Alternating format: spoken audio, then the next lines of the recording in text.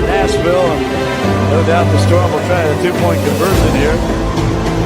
Well, that fourth down play was huge to get into this position.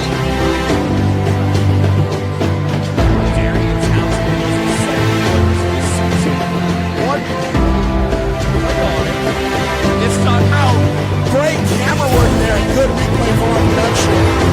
Wow. Very athletic play there from Flanagan. He went up and got that one.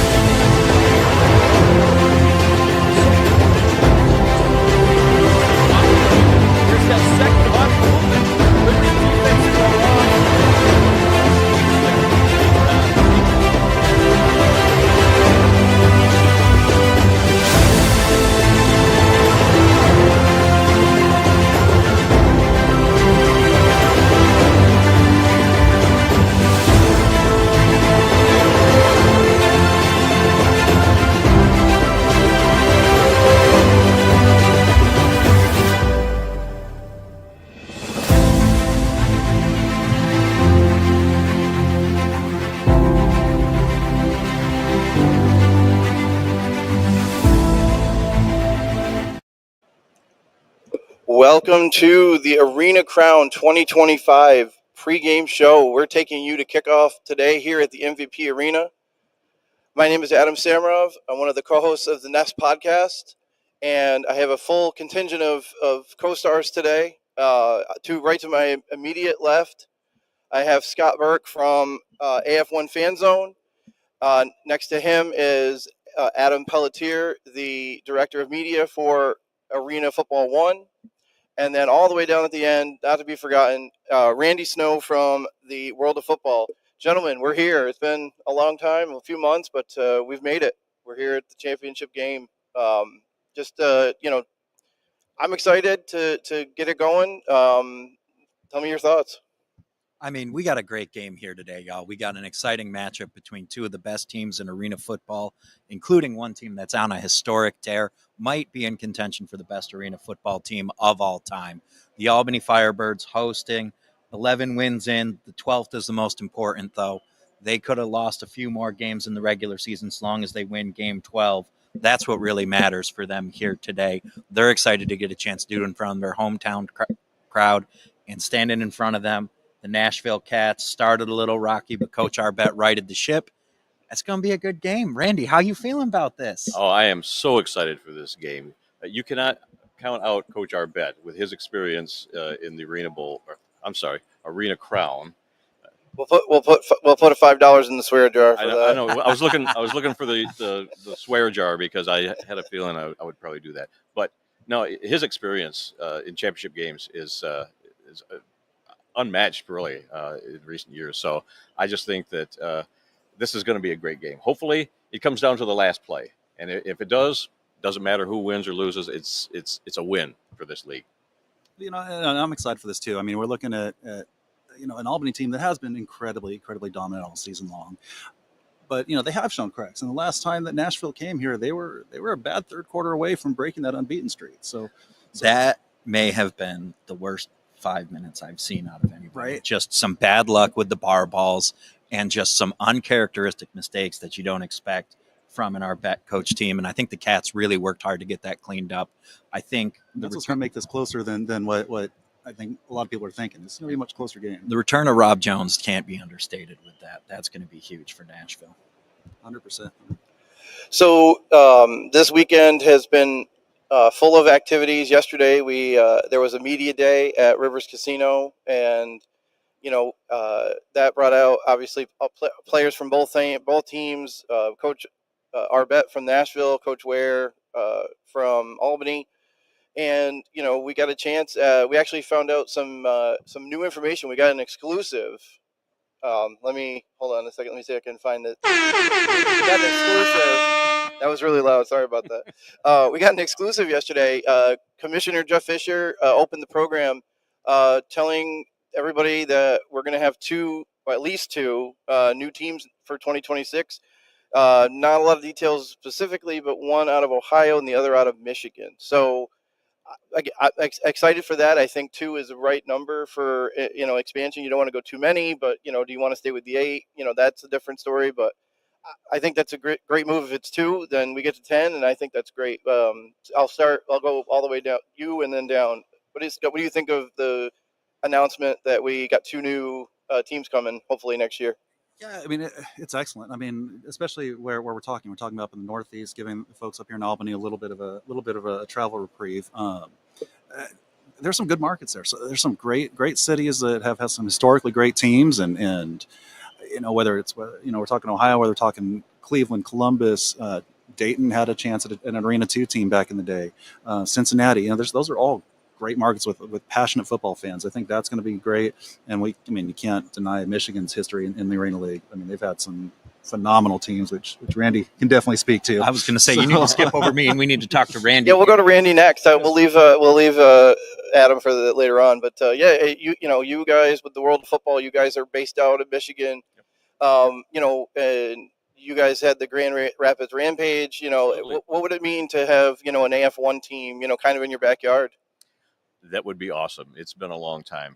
There was a time when we were following the Grand Rapids Rampage. Adam and I were actually season ticket holders of the Rampage. Not me, Adam. Your son, Adam. For those of y'all who don't know. Adam's around Adam here. Snow's standing over there. Adam the over camera. there. There's an Adam there, an Adam here, and Adam there. There's many Adams today. We had season tickets to the Rampage for about 8 years, and there were times when we went to Detroit to see the Detroit Fury play against Detroit, and they came to Grand Rapids, of course, and that was great in-state rivalry. We were close to Chicago at the time, too. We had the Chicago Rush over there and the Indiana Firebirds for a while.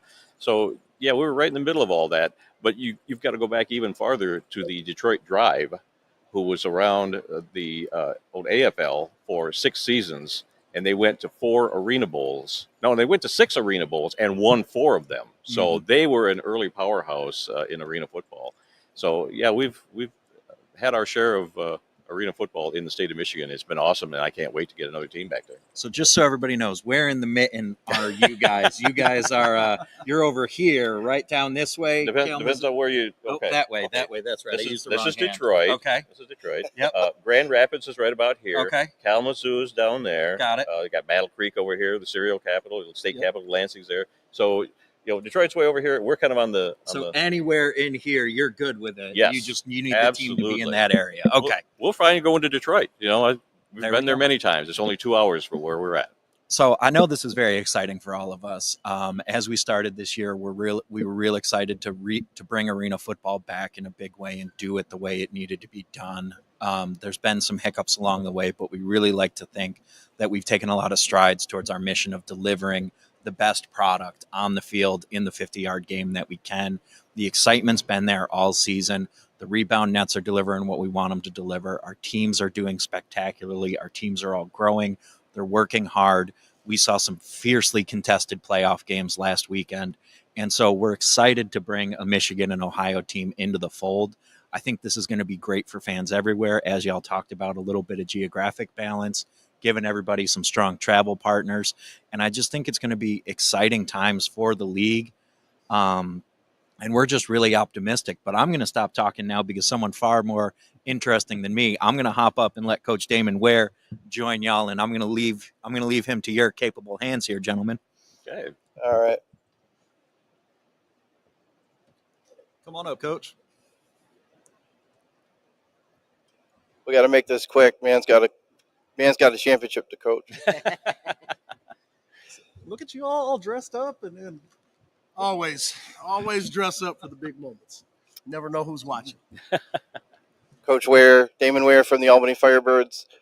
Coach, we've talked a bunch of times, obviously, and it's been an amazing ride this year to follow, the Firebirds and your run with this team this year. We talked about it a little bit. You talked about it at Media Day as well. Just talk about, kind of how you got to this point, starting from last year, where obviously we won't talk about it too much. We'll just say you guys lost in the championship last year, and then you kind of started over. first off, your kicker's healthy, right? Exactly. And that was by design too. But Yes, kicker's healthy. Henry's good. Yeah, but like I said, losing the championship game, it exposed some flaws. As a leader, you got to always be willing to self-reflect. And so once that game, was over, I felt that huge burden and pain, and it was something that just wasn't going to go away. To watch just my family on the sideline, the way they looked, and they were, my wife was bawling, and I just knew I never wanted to see anybody around me feel that again. And so it was time to self-reflect. So to use kind of a housing theory, I wanted to pull everything down to the studs. So it started with just who I wanted around me. I definitely wanted to supremely enjoy everybody I worked with. I wanted it to be people that were going to give me everything they got. They weren't, shy if they needed to spend a 15-hour day. And I always tell my coaching staff, you don't have to do like I do. I mean, I'll put in 16, 17-hour days, but I want you to put in enough time for us to be successful. And so that's just one thing, some of the lines we use in our coaches meetings is don't wing it. You know what I mean? This is too important to wing it. And you got to put the work in. And so I think we've been successful because we put the work in. So it started, I'm the offensive coordinator at a junior college here in town as well, and where I took Coach Brandon Cisse with me last year. And watching him mature through that process, about midway through the season, I said, Coach Cisse, I want you to apply for the DC job. And he was like, are you bringing back? That's not what I said. I want you to apply for the DC job. Here's what I want you to do to prepare for that interview. Just the pride of just how he felt. And again, just at the college, it was always him and I leaving last, him and I getting there first. And so I just knew he was ready. He did a great job last year, obviously, with our box players. And I enjoy being around him. He's infectious, but it's it's controlled chaos. He is a highly intense guy, and I love that. And for the DC, I wanted somebody that was going to be fiery and build that type of culture. So it started with him. When it came down, obviously he's a box coach. And so a lot of times the defensive coordinators are the DB coaches because that's really the harder area on the field in arena football. So we had to pair him with the right person. And so as I told him was the only way I could really make this work is if we have the right person with you. That would make the marriage right. So Coach Hobbs wanted to come back and play. His season was cut short last year with a lot of injuries. And so I said, man, let's call him. He's just an incredibly smart person. He's been at all the levels. He's done everything as a player that he really could do. So we sat and talked to him. He really was intent on playing. And I told him, I said, hey, to go through the season you had last year, literally almost every time you got on the field, some injury happened. There's a time to let it go. And opportunity is only there so often. You could come back and play, and I was fine. I said, hey, I will sign you if you want to come back and play. But if it doesn't work out, you just got to understand the next time you get hurt, I probably got to let you go, and it's over. And so I can't keep going through the injuries and all those things. He was, Coach, I'm in phenomenal shape. And be that as it may, here's an opportunity for you to come and be part of something special. We ultimately figured out that that's what we were going to do. He has been the surprise for me. He has busted his butt. His teaching is superb. His guys absolutely love him. He works super hard, and like I said, you just never know what you're going to get until you got it, and that's the fun part about this year is, everybody on our staffs works hard, even our interns. So Coach Brian Lewis, we added him as a defensive intern, and he's a real cerebral guy like myself, a guy that taught him, analytics on how I do things. And I just see him growing so much as well. And he's going to be a solid contributor to a staff, obviously coming in the future. So, picking those guys was obviously important. Like I said, we've been number one in offense here ever since I've been here. So it wasn't the offense. It was truly, and I watched Billings last year. I went through every one of their games, and they had the number one defense. And I watched how they hung in every game and had a shot to win. And I was like, man, that seems so much simpler than, all right, I'm going to go in every game, score every drive, and we're going to win every game that way. That's a lot of pressure. And I just was like, not much room for mistakes. No, and it's not. And so it just, like I said, there's games, that we really needed to score every drive to win. And like I said, I've always been fine with that, but that shouldn't be how it is. And so what we really wanted was a number one defense. And so took everything down to the studs. We had a championship team. I feel our team last year was undefeated. I mean, we have a loss, but, again, I have my issues with the end of that game. And so, like I said, we had a really good football team, but it just wasn't the culture that I wanted. It wasn't, all of the guys weren't bought in the way that I wanted. Everybody didn't do the things I wanted to do. And so I said, I have a vision, and I want this vision to come to fruition. So it started with the coaches. I only brought back 7 guys from last year's team. I don't mean to cut you off. Is it a good thing because both of those guys have played, both Cisse and Hobbs have both played. They both look like they could be on the field today, to be honest. Does that help in terms of when you're working with guys and it's like, okay, hey, like these guys did it and not very long ago, like literally within the last year or two, did that go into it at all in terms of the decision of like, okay, these are going to be guys that know exactly what's going on and that's going to help these players do the same thing? A part of that, absolutely. They've played for me, though. And so kind of understanding how hard it was going to be a coach on my staff, all that kind of played into it. 2 guys that played phenomenally. Like I said, just the ups and downs that we've had here over the last couple of years with all the things that have gone on. It just all of that meant something to me. And, you want guys that have been there and done it. But you also want guys that people are going to respect. And so, like I said, once they came on board and we got to work, and like I said, I know they were probably surprised at how much we worked in the off season. But then it was, again, as I told them, this is what I want for the defense, and I'm going to go out and find the players that I see fit to fit the kind of system that we're going to run. So went through, you take somebody like Ezekiel Rose. He was the toughest defensive lineman we faced last year. Him and I always had a really good rapport, before the games. As soon as free agency was open, we jumped on the phone. Hey, here's what we have going on. Just wanted to call. I'm never a high pressure guy because I really go through a long system before I say yes to anybody. So we talked. Coach Cisse and him talked, and we talked, several 4, 5, 6 times a piece. And ultimately, again, it came to fruition that, hey, we want you to be a centerpiece of this defense. That was something huge, but it didn't stop there. We wanted to be a dominant front, obviously bringing in guys, Harold Love, bringing back DJ Walden, who was a rookie last year, Drew Singleton that was at Michigan and then finished his career at Rutgers. We just kept plugging away. Jamal Hickbottom that was here last year. And then we wanted to address the secondary. Obviously, Marcus Smith is one of the best safeties in the country. He was the first person to say he wanted to come back. We lost the championship game. We go down the stairs in the mall. He says, Coach, can I talk to you to the side? Went into the corner, and he says, Coach, I will not play for another coach. So it's you or nobody. He goes, if you'll have me back, I want to be back next year. And I said, done. So he was a simple one. He obviously had to get healthy. He was banged up all last year. Needed to have, again, a surgery done on his foot, so we didn't know how that was going to go. But then we went after the rest of the secondary. We wanted to get a little younger. Trey Wortham was great out of UConn. Brought him in. That was an excellent selection. Mike Lee, the hardest hitter from the Big 12. Finding him was huge.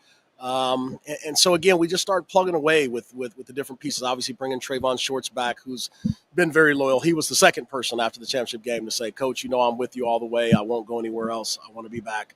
So, done. That kind of loyalty means a lot. We've built the right kind of culture. We are developing guys. We're getting guys looks at the next level. Not that that's our job. Our job is to win games. But if we can help guys along the way move up, we also want to see that as well. So a lot of the kids that we had brought in, some of the kids out that we also brought in, Vincent Dilio, he ends up getting signed with the XFL. Marcus Lawson Greenwood that we assigned goes to the UFL and then the CFL. So the guys that we're picking are really, really great players. And so we built the defense like that. And to watch that come to fruition with a great defensive culture has just been phenomenal. We've got a number one defense, even though our offense is humming and we're number one again.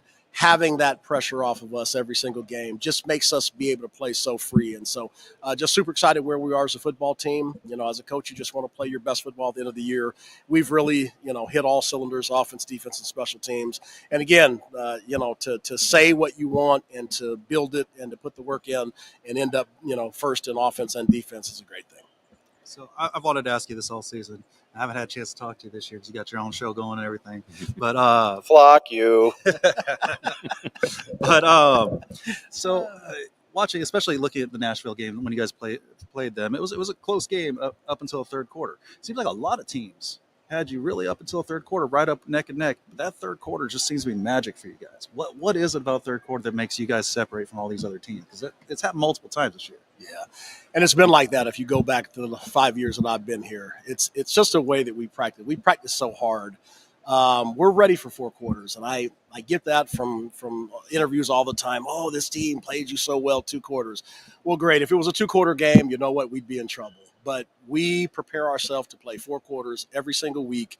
We give you all that we got all the way to the last whistle. And I just think the teams wear down because we're relentless for 4 quarters. And so, like I said, somebody should probably take a look at that across the league is if there's a reason your team's only playing 2 quarters, might want to look into that. But we go to war. Like I said, our training camp was so hard. It was, the 35 guys we brought in were just so good. It was so hard to cut guys because we got the guys that we really wanted. And so cutting people, we knew they were going to get signed by other teams. But we were at war. We went 2 weeks of camp and then we ended up not playing Orlando. So we ended up with 3 weeks of camp.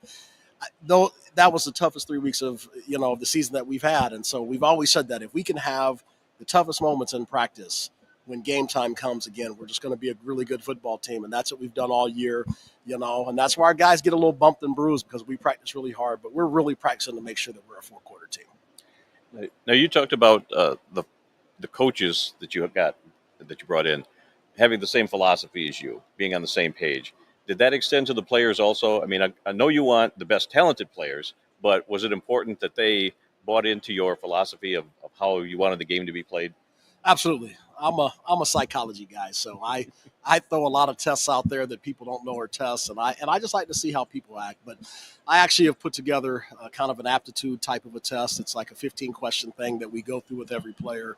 And again, I tell them there's no right or wrong answer. Just be honest. I don't tell me what I want to hear. Just tell me what you really think. And so we go through a 2-call kind of a aptitude test, and we go through all these things. And so, like I said, it's not just being talented. I got to want to pour time into you. And that's, like I said, it's a testament to the guys that we brought in. 19 of our guys started training camp with us. So there's no other team that comes close. And so we want to pour a bunch of time and energy into you, and we're willing to develop you and keep you longer than maybe some other coaches because we believe in what we do. And so obviously you've got to pick the right guys. The biggest thing is guys that want to work. This generation has changed a little bit. I say it all the time. I see why guys like Nick Saban are moving on.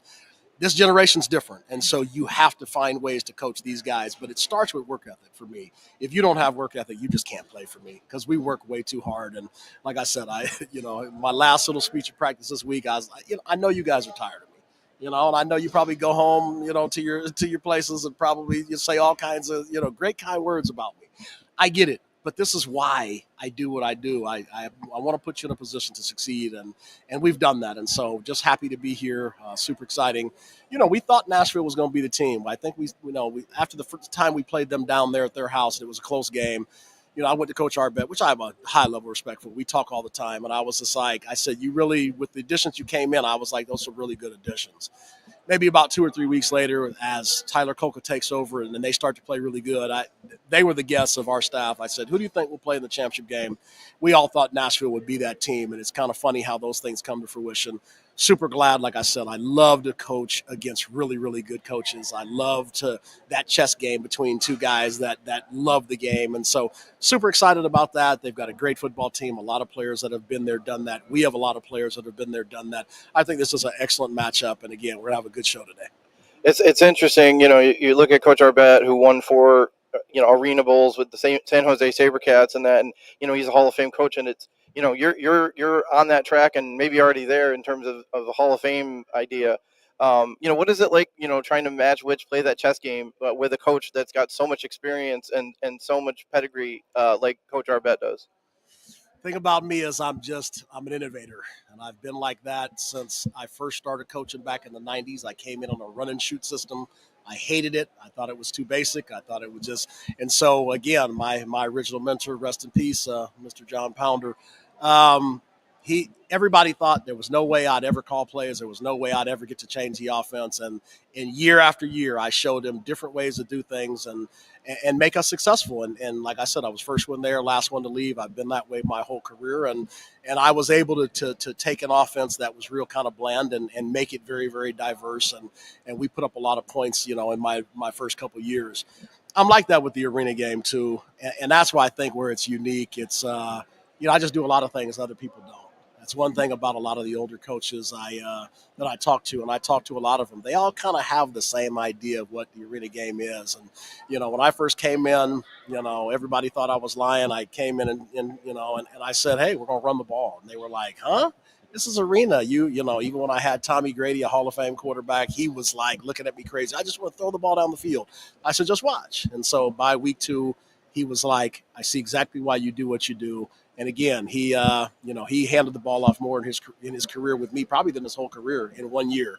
And we had a dominant running attack that just kind of kept defensive ends from being in pass rush mode. And I think he appreciated it, obviously being an older quarterback. So, facing guys, I know I push the envelope on things that we do. And so I think more people got to worry about how they're going to adjust to me than I have to worry about a lot of, the greats that are out there. Is they've really got to come with a unique game plan to stop me. And I think that's been my specialty. Is I'm gonna give you some stuff that you got to think about, and you got to adjust to me. I wasn't there in the 80s, so I have no need to go back to the cookie cutter offense that they ran back then.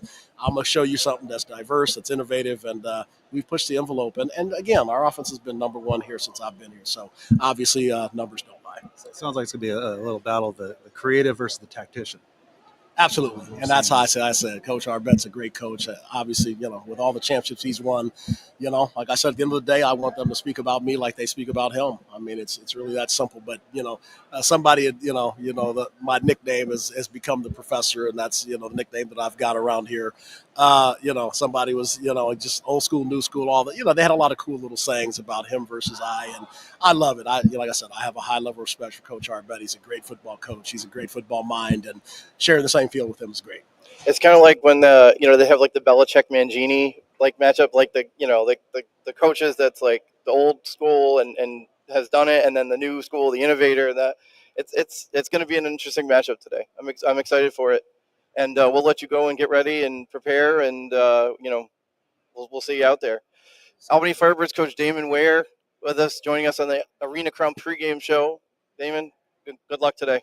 Thank you for having me on, and hope everybody watches. It's going to be a great show today. Thanks, Coach. Thank you. Thank you.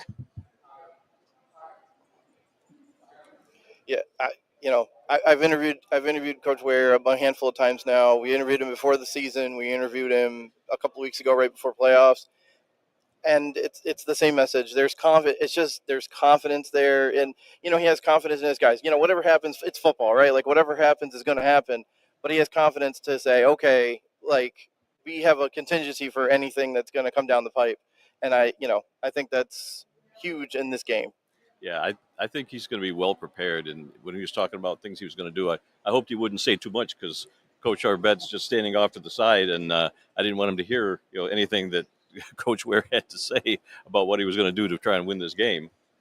Speaking of, here's the man. Speaking of, Yeah. I don't know if this man needs an introduction, but we'll give him one. We'll give him one because he deserves it.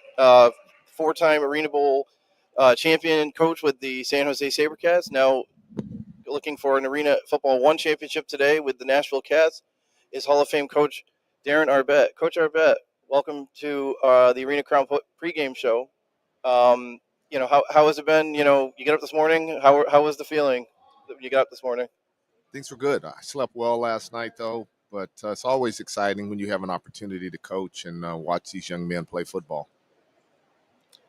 Now, last year, you were in the audience watching the media day, and now here this year, you're at the podium during media day as the coach of the Nashville team. Were you thinking about getting back into coaching at that time when you came last year to the media day, or had your mind already been made up that you wanted to get back into coaching? What happened after that media day last year? Yeah, there was a few teams that wanted to talk to me, and I knew I was going to get back into coaching. It's just a matter of where I was going to go, and ended up having an opportunity to come to Nashville, and I'm excited about being here. Good. And you guys started off your season, much slower than you would have liked. It was much rushed getting the team together. That week 0 was pretty much your first week in camp. Then you just grew from there. Found the right guys in the right places, and just kept winning. The team was patient. They understood what we were up against. They stayed together. They worked hard. I made a lot of changes. They believed in me. And anytime a group of guys believe in you and just, okay, coach, let's go. And it all came together, and we went on some runs, and here we are. Talk about your quarterback, Tyler Kulka. What difference has he made to this team this year? Huge difference. Just a great young man, a spiritual young man, and he's a leader. He's young, and the guys just took him up under their wing, and to get here with a rookie quarterback is amazing for Coach Payton and Dalton Oliver, our backup quarterback. They've done a tremendous job helping him along to be where we are today. Coach Ware talked about the creativity he brings to the game, and what I see in your game is the tactician. You know this game inside and out. You know all the different scenarios you're going to find yourself in. And from what I've seen, your players are trained up. When I was in Dodge City with you guys, watching you guys, remember it was going close to the end of the half, and I think it was a running back hit the ground just before the goal line, and I saw him immediately wrap his arms around the ball, timeout. That's a heads up play that you don't necessarily see with a lot of the other teams in this league. Is that something you've just kind of drilled in, like those scenarios, those 1-minute plays and whatnot with the guys? We work on situations starting in camp, and the players have to know it because, like you just said, there are sometimes I can't yell out there and say, hey, call a timeout, and they're closer to the officials than I am, as well as offensive coordinator, so we have to get that. So we work on situations every day in practice, and the guys understand them. This year, like you guys said, starting 0-2, what do you talk about at that point? Is it kind of thing like, okay, this is obviously a long season, let's not get down with it? Or how do you handle when your team is 0-2 and they're frustrated? Like, how do you handle that as a coach? You have to move on, and that's the thing in football. Whether you're a defensive back and you get beat, you got to move on and just play the next play. So as a coach, I can't do anything about where we are at that point. All I can do is talk about the future and try to fix the future. And that's what we did. We were 0-2. We still had a lot of confidence. I felt the only team that can beat us was us. And that's what I told them every day. And they came out every day in practice and worked hard, and they believed. Coach Ware, when he was here just a moment ago, he was talking about how the players today are a different generation than maybe a lot of the players that he'd coached in the past. Do you find that as well? Talk about today's players compared to some of the great players you've coached in years past. Tell me about it. When I was coaching, gosh, water made you weak, and you took salt pills. And, I've been around a long time, and I've had to adapt to the different eras of players. And this one is definitely different. but they will still work hard. They love the game. It's just a matter of how you attempt to go at them and get them to do certain things. Yeah, that's some of that's like very old school. Like, when I was playing high school ball in the '90s, so that'll tell you how old I am. But that seems to be even farther back than that. I never had any salt pills. Yeah, I was in the 70s. Oh man, when I started coaching in the 80s. So yeah. So, what about the playbook? Has the playbook changed much from the 80s and 90s to what you run today? Absolutely. It's all these young men have PlayStations and they play Madden and all that. So they're a little more advanced as far as understanding zones and blocking techniques. So we can expand the playbook, which I've done over the years. It went from about a 40-play playbook to a 200-page playbook now. So, but the guys understand it. They're looking for everything in there, and they know the game. So you played your last couple games out down in Clarksville, which thankfully I was fortunate to attend. I had a blast there. How is that looking? Because you're also doing a watch party both in Clarksville and Nashville today. So how's it looking for the future? We're definitely going to see some more games there. Is that something you're even privy to at this point? I think Jeff Fisher could answer that question, but for me, Clarksville, just the atmosphere, and you were there, and the players, even in warm-ups, go, man, Coach, this is pretty cool. Just a great atmosphere. The fans are on top of you. Parties out in front. There's a lot of people there. It's loud. They understand the game. So I wouldn't be surprised if we were there. Yeah, that was one thing I noticed. Even if they didn't quite fully get the game, they got enough to know when to really get in. A couple more games, and all of a sudden that crowd's going to be smart. They're going to be right up in there every moment. I mean, when they chanted "deuce" on every kick, oh, that was wonderful. Yeah, yes, they did. I want to talk a little bit about a couple of the guys. With Tyler Kolka, had a great year. Probably second if you're going to do ranked here for the MVP. Probably was second behind Sam, who ended up winning. Just talk about him and his development this year, and, kind of going, and there was this uncertainty between him and Dolan for quarterback. And just talk about how he's, elevated his game, to help get you guys here today. So I'll take you all the way back. When we called Tyler, we didn't have Dalton. We had Cato, Team Cato. And we told him, hey, you're going to be an arm here. We thought he threw the ball well. And he went against the scout team every day. And, he was on the scout team and went up against our first team defense. And he was carving us up pretty good throwing that football. And, okay, was that right, Coach? So this guy, he really didn't know the game, the high-low game in arena football. And we got in our meeting. He said, shoot, man, this guy's pretty good. And let's give him a shot.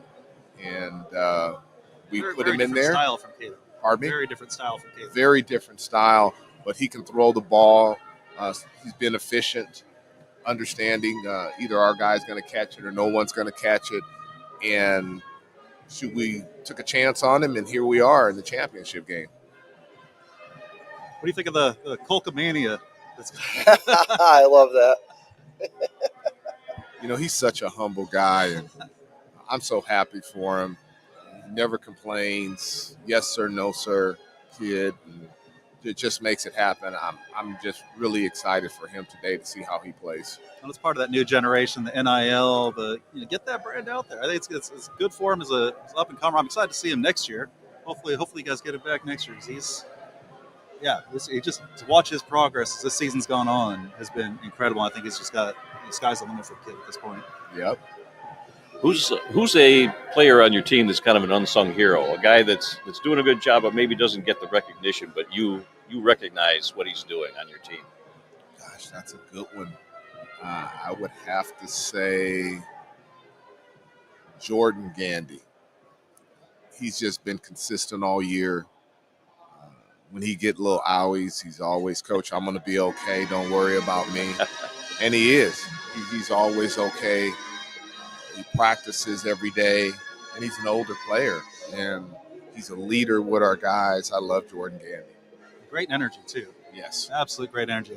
Yes. And the leading receiver for you guys this year as well. So it's like, so he's, it's statistically the leading receiver, but it sounds like you can pass it around to all the different guys, and it's not, no problems. Anybody can get it done. That's why this matchup is going to be so good today, because both teams are like that. Yeah, they're really good. I've seen it in the media this week. My college coach called me. What's their weaknesses? I mean, do they have a weakness? And I told him no. Albany doesn't. Offensively, they're great. Defensively, they're great. And special teams, they're awesome. So we got our work cut out today. But as a coach and players, you're always looking for that perfect game, and maybe today is our day. But you guys almost had that when you did play them. You came very close to beating them. Yeah, you took them right to the end. Yeah. It's a couple bad bounces is the only thing that changed that game. Yeah, we was going in to tie the game up at the end there, and after not getting in the red zone the series before that. So, yeah, we definitely had our opportunities, but those are all learning situations, and we learned from that. We moved on. I want to say we won 3 in a row after that. The guys learned from it, and we had another hiccup, and then we learned from that, and I think we won another 2 or 3 in a row. So I'm excited about today. Did you and the rest of the team look at that film from that game very much leading up to this game? I'm not the kind of coach that rubs your nose in it. No, I'm just saying look how well we played, and maybe just a few adjustments, we could have won that game, that sort of thing. We looked at some plays that worked and why they worked and their personnel. But, yes, we did watch it. One of the things they've been stressing on my show all season is the kicking game and how vital the kicking game is, and especially with the adding of the deuce compared to the old AFL, how much that's changed the play of the game. I mean, potentially you got a 10-point on every touchdown between the 2-point conversion and a deuce. What's your take on the deuce and the kicking game and the importance of it now versus in the past? I'm traditional football, but I'm also a fan of the game. And after seeing how the fans love it, the deuce, they get into it. It adds another element to the game of excitement. So after this year, I like the deuce. Talk about your kicker, Gunner. I looked up some of the stats. He had 11 deuces this year. So it's that extra 2-point boost in that as well. Talk about his role. Because special teams is important, and in a game like today where defense is going to be similar, offense is going to be right back and forth. The special teams might make the difference. It might. There's a couple of games that those deuces that Gunner made. We won the game by that amount of points. So he's going to play well today. He's been working hard. I got a lot of faith in Gunner. He's gotten better and better and better. Our special teams, our guys, after that Corpus game, they came back and they played well, and that's what I expect today. Excellent. Coach Arbette, we'll let you go and prepare, get ready to go. We got 2 hours till kickoff. It is 11 o'clock, and good luck today, and we will talk to you after the game, I'm sure, and thank you very much for your time. We really appreciate it. Okay, thank you. Thanks, Coach.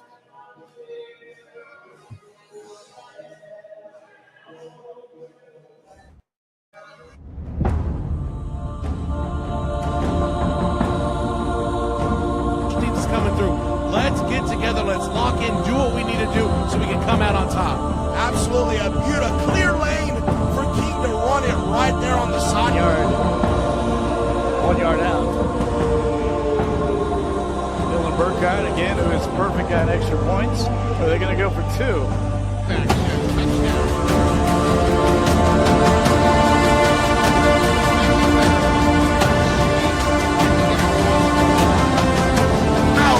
Great camera work there. Good replay from our production.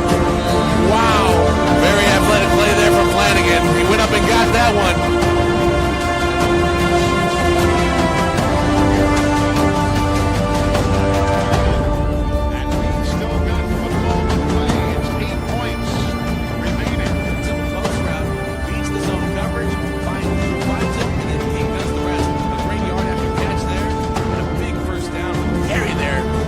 Let's take another look. Hansen, a little pitch, runs, tries to hurdle the man, but gets upended right there.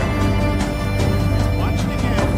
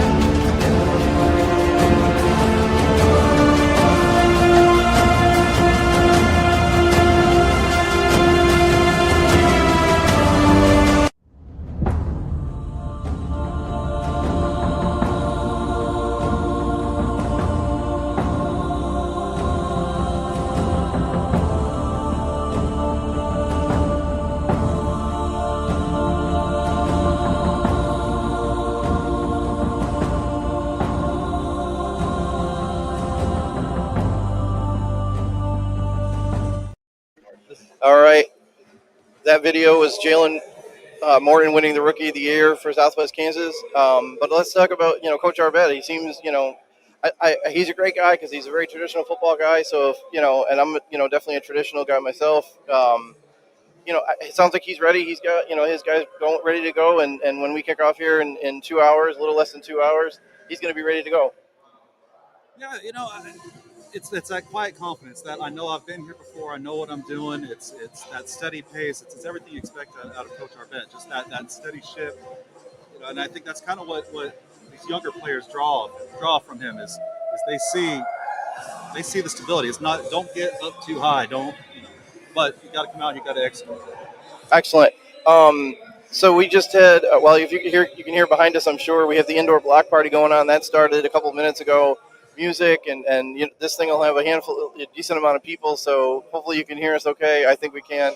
Let us know. Decent amount of people is an understatement, Adam. There's been people lining up out front since we got here at 9 a.m. I think the first person showed up about 9 a.m. and I got here about 8:30. There's a rocking atmosphere. We're excited. Adam Snow, how you feeling about this? You excited? You can feel the electricity already. It's not even noon yet. People are showing up. A lot of Firebird fans just hanging around. This is great. I'm very excited about today. We got an on-air audience. We got an in-person audience. Everybody looks excited. Everybody's having a good time. We got some more special guests coming up. We're going to get some of the broadcasters here in a little bit. The guys on the Vice call, the guys on the Nashville radio call. It's a party here at Arena Crown 2025.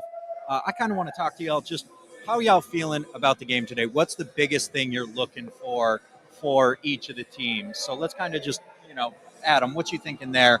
What's your Nashville key and what's your Albany key? I think for Nashville, you just got to stop the MVP. You got to find a way to stop him and the Offensive Player of the Year in Dwayne Brown. You got to find a way to, keep them contained and probably make some plays, get some stops, and get a couple possessions going your way. And you never know with the bar ball on kickoffs and stuff, that could be a big factor today too. Great equalizer. Connor Rayborn might need to bring some energy there. Scott, what you thinking and feeling? So for Nashville, I think the key is just to play their best game. They came close enough, and a few mistakes, like we mentioned earlier, just derailed them in the third quarter. If they play their best game and they don't make mistakes, they got a good chance at this. Albany, on the same token, if Nashville's not making those mistakes and they get ahead of Albany needs to just not panic. They've got enough firepower, got enough talent. They can beat anyone every day. So it's. Against Nashville, that was the only time I think, or the one time this year where they were down by more than a touchdown. I think for the Firebirds. I think if they just play their game, they've done it all year. They just, like you said, if they get down 7-0 on the opening possession, okay, we're not panicking. We know what we got. That kind of thing. And then the defense. Defense is going to make one of these defenses is going to make a play at some point late in the second half that could make the difference. Yeah, it's going to come down to those defensive plays. You've got two defenses where the strength really is the defensive lines. Peyton Muleholt, Rod Perry on the defense for Nashville. Big news, though. Shakai Holiness is banged up, will not be playing today. Ezra Thibodeau is back off IR, though, for the Cats. So he's going to be super important at that MAC rusher position for Nashville to make a difference there. And for Albany, Harold Love ends his one game suspension for the unsportsmanlike in the semifinal. He's back.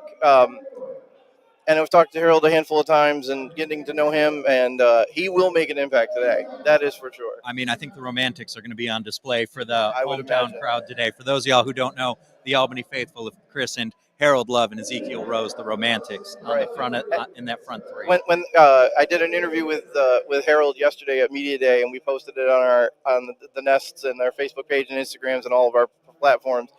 And people are on there saying, "We love Love." We love Love, and they do. I saw that sign in the stands last week. We love Love. I think, yeah. There was one that Hunka Burnin' Love was another one. Hunka Burnin' Love. Mania. The nicknames are out in full effect today. Oh, and it's great because both fan bases both teams have great fan bases, and so that makes it fun when you know you're going to get that kind of fan support for these two teams. No, that's definitely a great thing. We got as you talked about, Adam talked about, Nashville has to survive Sam Castronova and Dwayne Brown. Sam Castronova just feels inevitable. I mean, last week we saw it in the semifinals. We saw Albany and Salina trading blows. Salina was in that game, and right before half, down close to the goal line, Albany has the chance, could take the 3 points, get into halftime up, but they say no, we're going to go for it. We're going to put it all out.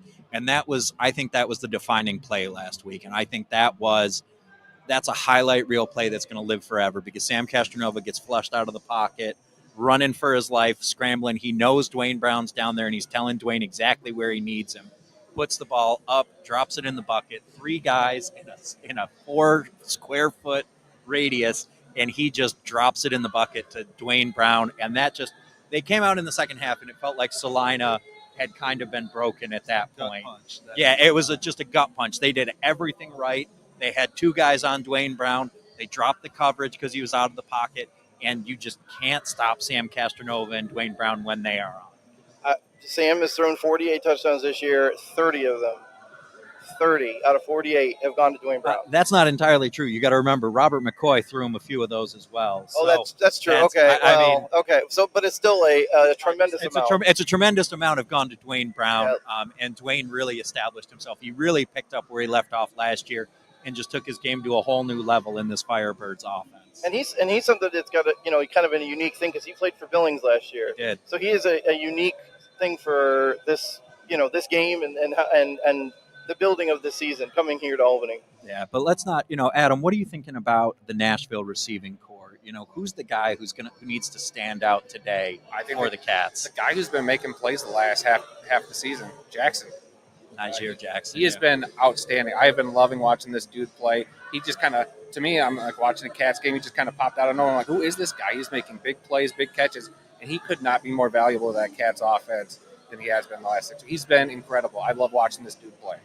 No, that's been great. And, you got Antoine Grant as well, Jordan Gandy, and Rob Jones coming back last week was big to handle the kickoff. Scott, talk about why Rob is so valuable on those kickoffs.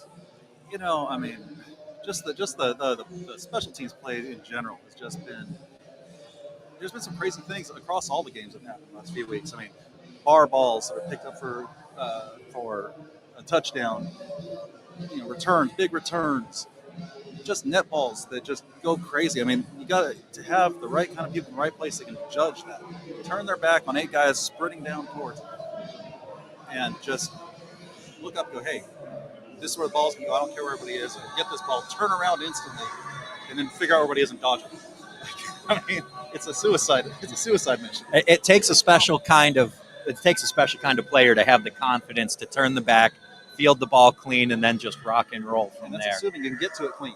If you don't get to it clean, you got to scramble and still figure that out. Yep. I mean, we haven't seen warm-ups yet to know whether the nets are a little tight or a little loose. So that'll be interesting to see how that plays into everything. I think that's really the key. And you're talking about defensive plays. I think actually special teams might make the difference. That one weird bounce that all of a sudden shifts the tide for one team or the other. Maybe not the weird bounces. Also, maybe some deuces on some kickoffs. Maybe some Henry Nell action. I mean, because we love the deuce here. Love the deuce. Adam Snow loves the deuce, folks. And both kickers are very capable of knocking several deuces in this game. Yeah. Gunnar Rayborn and Henry Nell, both spectacular. Henry Nell, of course, took home all arena kicker honors. He was undoubtedly the best kicker in arena football, and at times was a great receiver. I'll never forget he caught a 2-point conversion fade route in the corner of the end zone, and that was where I realized Henry Nell could do it all. You were talking about the Nashville receivers earlier. I think actually the key for Nashville is to actually play more like the Chiefs from a couple years ago and get everyone involved in passing. Okay. Spread it out wide. Get some big man touchdowns going on in there. Just get as many people as possible and confuse the defense. Get everybody going on every type of play, every kind of route, just so you don't know what to expect. And they're well equipped for that. I mean, Nashville has 4 receivers who can all make it happen. Jones, Gandy, Grant, and Jackson. All 4 of those guys. Fans out of the backfield is, of course, a key. And they haven't shied away from the big man touchdown either. Love a big man touchdown. We've seen everybody get involved. This place is going to lose it with some big man touchdowns today. Oh, everybody loves a big man touchdown. We had a handful of those this year. Colby Bird had one, and from where I was standing covering the game a few weeks ago, his dad was like right next to me, and he literally comes over and gives his dad a hug. Like I was like, that's what arena is all about, man. Like it's about family. It's about, that kind of thing. I mean, that's why we love football, right? That kind of thing. No, it's just great. And the community here, you can hear it bumping behind us, but, we're in a place, MVP Arena, that's gone by many names, the Times Union Center, the Knickerbocker Arena. It is really one of the true pillars and landmarks in arena football, still standing today. And it used to be the Pepsi Arena at one point. I forgot about the Pepsi Center. I forgot about the Pepsi Center days. I think it was Pepsi when they won in 1999, okay. I believe. Yeah. So it had a lot of iterations over the years. Many, many iterations, but one thing stayed constant, and that is Albany Firebirds / other things, arena football. And it's a great thing. I can't tell you how many people I've talked to here in Albany they say, why are you in town? I say, I'm here for the Firebirds. They're like, I love the Firebirds. I remember going to games back in the day, and now they're back here again. It's great to see a community really rally around. I got in late last night, and the guy picked us up from the airport with the Uber. He knew all about the Firebirds, talking about coming here back in the day. The guy that picked me up today from the hotel to come here, same thing. He knew all about the Firebirds. I mean, this whole town does just embrace this team, and it's great to see. Spectacular to see. We're real excited. What are some other things that y'all are? I'd like to, I'd like to go over the award winners from last night. Of course, yeah. Let's talk about that. So it was the awards dinner was 6 o'clock last night at the Rivers, and then they had the awards, and it was I think you guys showed it at 8:30, like right after the awards. You guys had it on AF1. Yep. And so for those who didn't see it, I wanted to kind of go over who won awards, and talk about their years and that kind of thing. And then obviously the MVP was Sam Castronova for the Albany Firebirds. And again, he had an amazing year, as we've kind of talked about. With I think he's 56 throwing touchdowns with the playoff game, 3 interceptions, and just a leader all year. And I've talked to Damon and even Coach Arbette, kind of talked about Sam being a Hall of Fame type player and somebody who has really proven himself in the indoor game.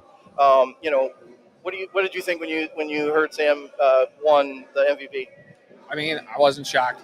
The dude played his butt off all year. I mean, I think especially in that playoff game, there was a moment where I even had to, I waned back and forth on who I thought who could be MVP. I thought there was a competitive race there, but then that playoff game last week, I just had to go that was the most MVP worthy performance. Sam acted like he was about to get the award right after the game. That's how he played last week. And I will say we did vote on it prior to last week, so these were decided before last week. So this was just purely regular season performance. Mm-hmm. And I think for us, looking at it, and I know talking to people in the league and the folks who voted, it really was just Sam took this Firebirds team to a whole new level. Mm-hmm. He just came in, he elevated the offense. The offense just looked absolutely prolific in every game they played this year. They went up against even the most hardened arena defenses this season, and Sam Castronova just never looked like he was in a panic. And I think if you put Sam Castronova on any team in this league, they would be a playoff team, and they would probably be playing here today regardless of whatever other team you put him on. He is that good right now. And I like the fact that, the voters decided not to do it just based on stats, because sometimes you get those kind of things where it's like, oh, you get a kid that has a ton of stats. Remembering that, Sam only played half of games occasionally. He did. And only 10 games. So he's getting these stats done in, 8.5 maybe, with Robert McCoy, who I think could start, for a bunch of different teams, even as a backup here, filling in the rest of that time. So even in limited amount of games, Sam still put up those numbers. So I think it was good that the voters looked at it that way. I think it is the right move. I mean, both the other candidates, very worthy. I mean, there's no doubt about it, very worthy. But Sam, just like you said, he lifted up this franchise and just took them all the way through. And then he got too big of a lead. He relaxed. Nothing wrong with that. He got them where they needed to be.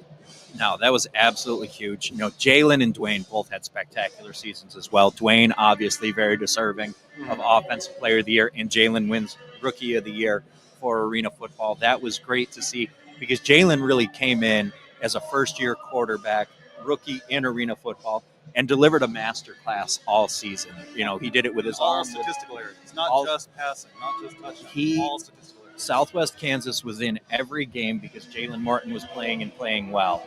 You know, they had the one rough game against Albany, but outside of that, I think Southwest Kansas lost the remaining 4 games by fewer than 20 points combined across the board. They only lost their last 2 games in 3 seconds. Correct. They lost all 3 games. They were in all of them until the last second. Those Salina games were heartbreakers, and I'm really excited to see. I'm hopeful Jalen's back next year, and I think that's going to be great for the sport having him back as well. Oh, 100%. We cover, we kind of follow Albany, and obviously you keep an eye on these other guys and who they're playing and stuff like that. But it's one of those things where Jalen was a guy where I knew his name before we even did anything with him, because you'd see the highlights, you would talk about his play and just the fact that he took Southwest Kansas to the level he did, and like you said, a couple of losses in the last seconds here or there, and this could be a whole different situation. He was far and away the winner for Rookie of the Year, definitely. I think there's a game earlier on this year where he was very close to setting the all-time arena football rushing record in a game. He was absolutely electric. He did it on the ground. He did it in the air. And with him being a rookie, you also saw him improve as the season went along. He fine-tuned those skills, and obviously talented enough to get a look at the UFL there for a little bit. And I think Southwest Kansas was happy he came back to finish out the season. And the CFL. In the CFL. So same week. So this dude's going to be something special going forward. I can't wait to see what he does next. Offensive Player of the Year, Dwayne Brown, we kind of talked about him a little bit. Just had a terrific season. He averaged almost 100 yards a game for the 10 games. And we kind of talked about the MVP. It was him, and then Sam. And it's like, well, maybe the best competition for him might be in his own locker room. Dwayne Brown had an amazing season, coming off his year in Billings and winning the championship with the Outlaws last year. When you watched him play, this year, what did you think of, when you would watch him play, like in terms of they got to stop it. Any other team has got to pay attention to Dwayne Brown. I mean, I know for me it was shades of touchdown Eddie Brown. I mean, you can't watch somebody be that prolific in an Albany Firebirds uniform and not immediately draw that comparison. I know Scott's thinking I'm talking in sacrilege here, but I know that it was for us. I mean, again, when I was growing up, one of the things I remember, and Chris will say the same thing. It's like those 90s, those late 90s Albany Firebird teams, what we remember, when we were growing up. So it's like, touchdown Eddie Brown was like the man for us. But we totally get it. I mean, you talked earlier about that pass Castronova had at the end of the first half there with the 2 guys in front of him. Got to give Brown credit, too. He had to focus. He had 2 guys in front of him to make that catch, to focus and get in the end zone. I mean, I pointed perfectly, and he did exactly that. Well, I think this is where the awards lined up perfectly, because Sam is the MVP. He's the MVP of this team, MVP of the league. But Dwayne's the offense of this team. When it comes down to it, Dwayne's the one catching all the touchdown passes. So I think the awards lined up just perfectly in that.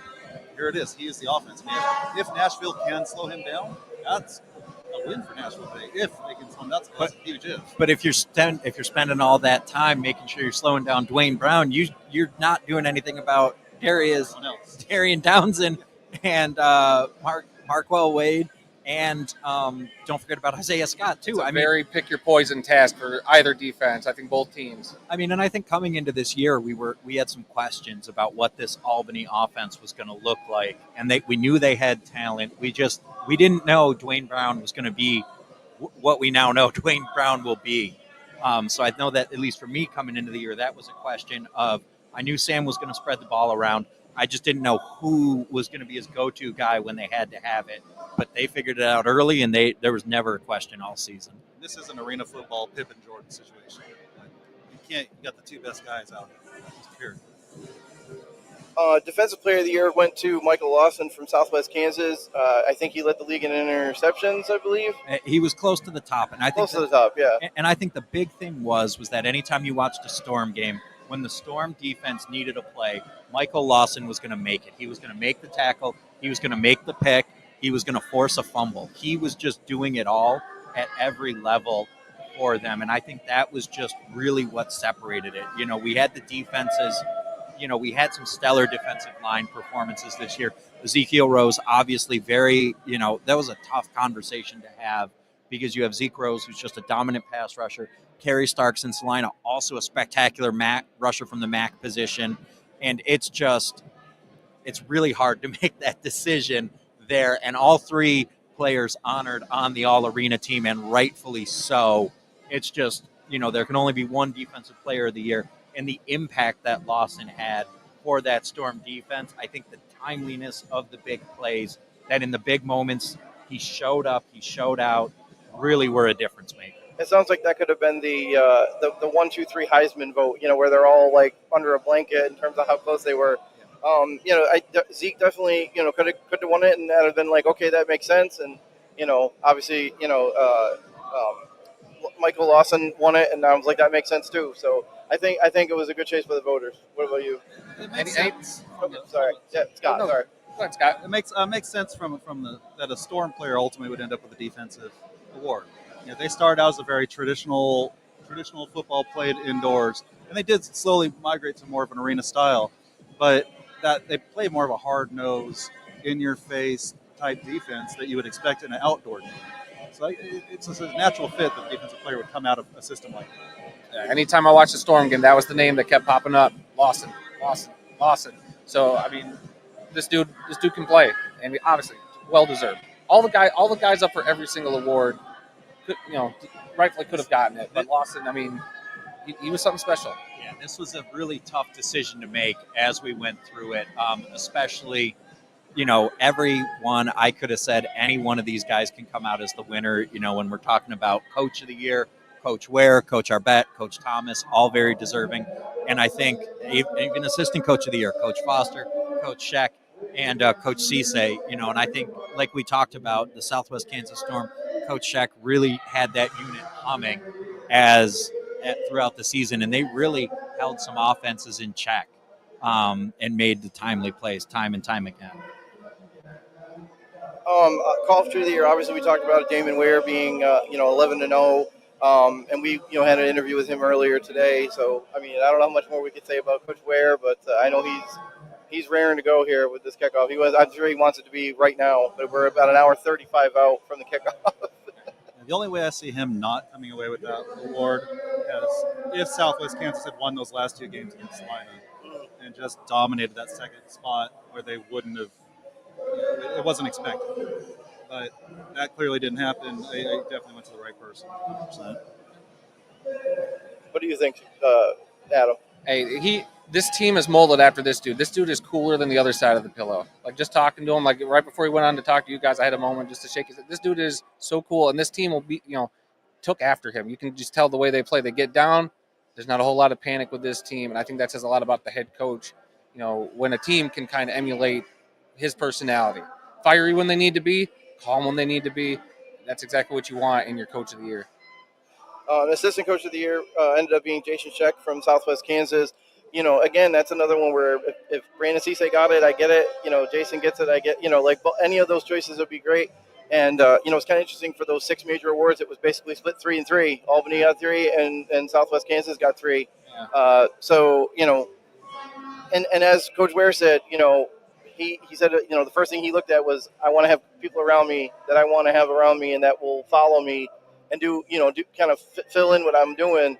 And, Brandon did that, and I'm sure it's the same way with Jason. What do you think about, him winning the Assistant Coach of the Year role, the defensive coordinator for the Southwest Kansas Storm? I mean, that defense played outstanding several times. And came in clutch in certain, in a lot of games. Obviously, at the end of the year, kind of out of their control at a couple of points. But, I mean, for the most part, they played their tails off. And you can tell when a team is playing their tails off for a guy, and you can tell that they believed in this guy.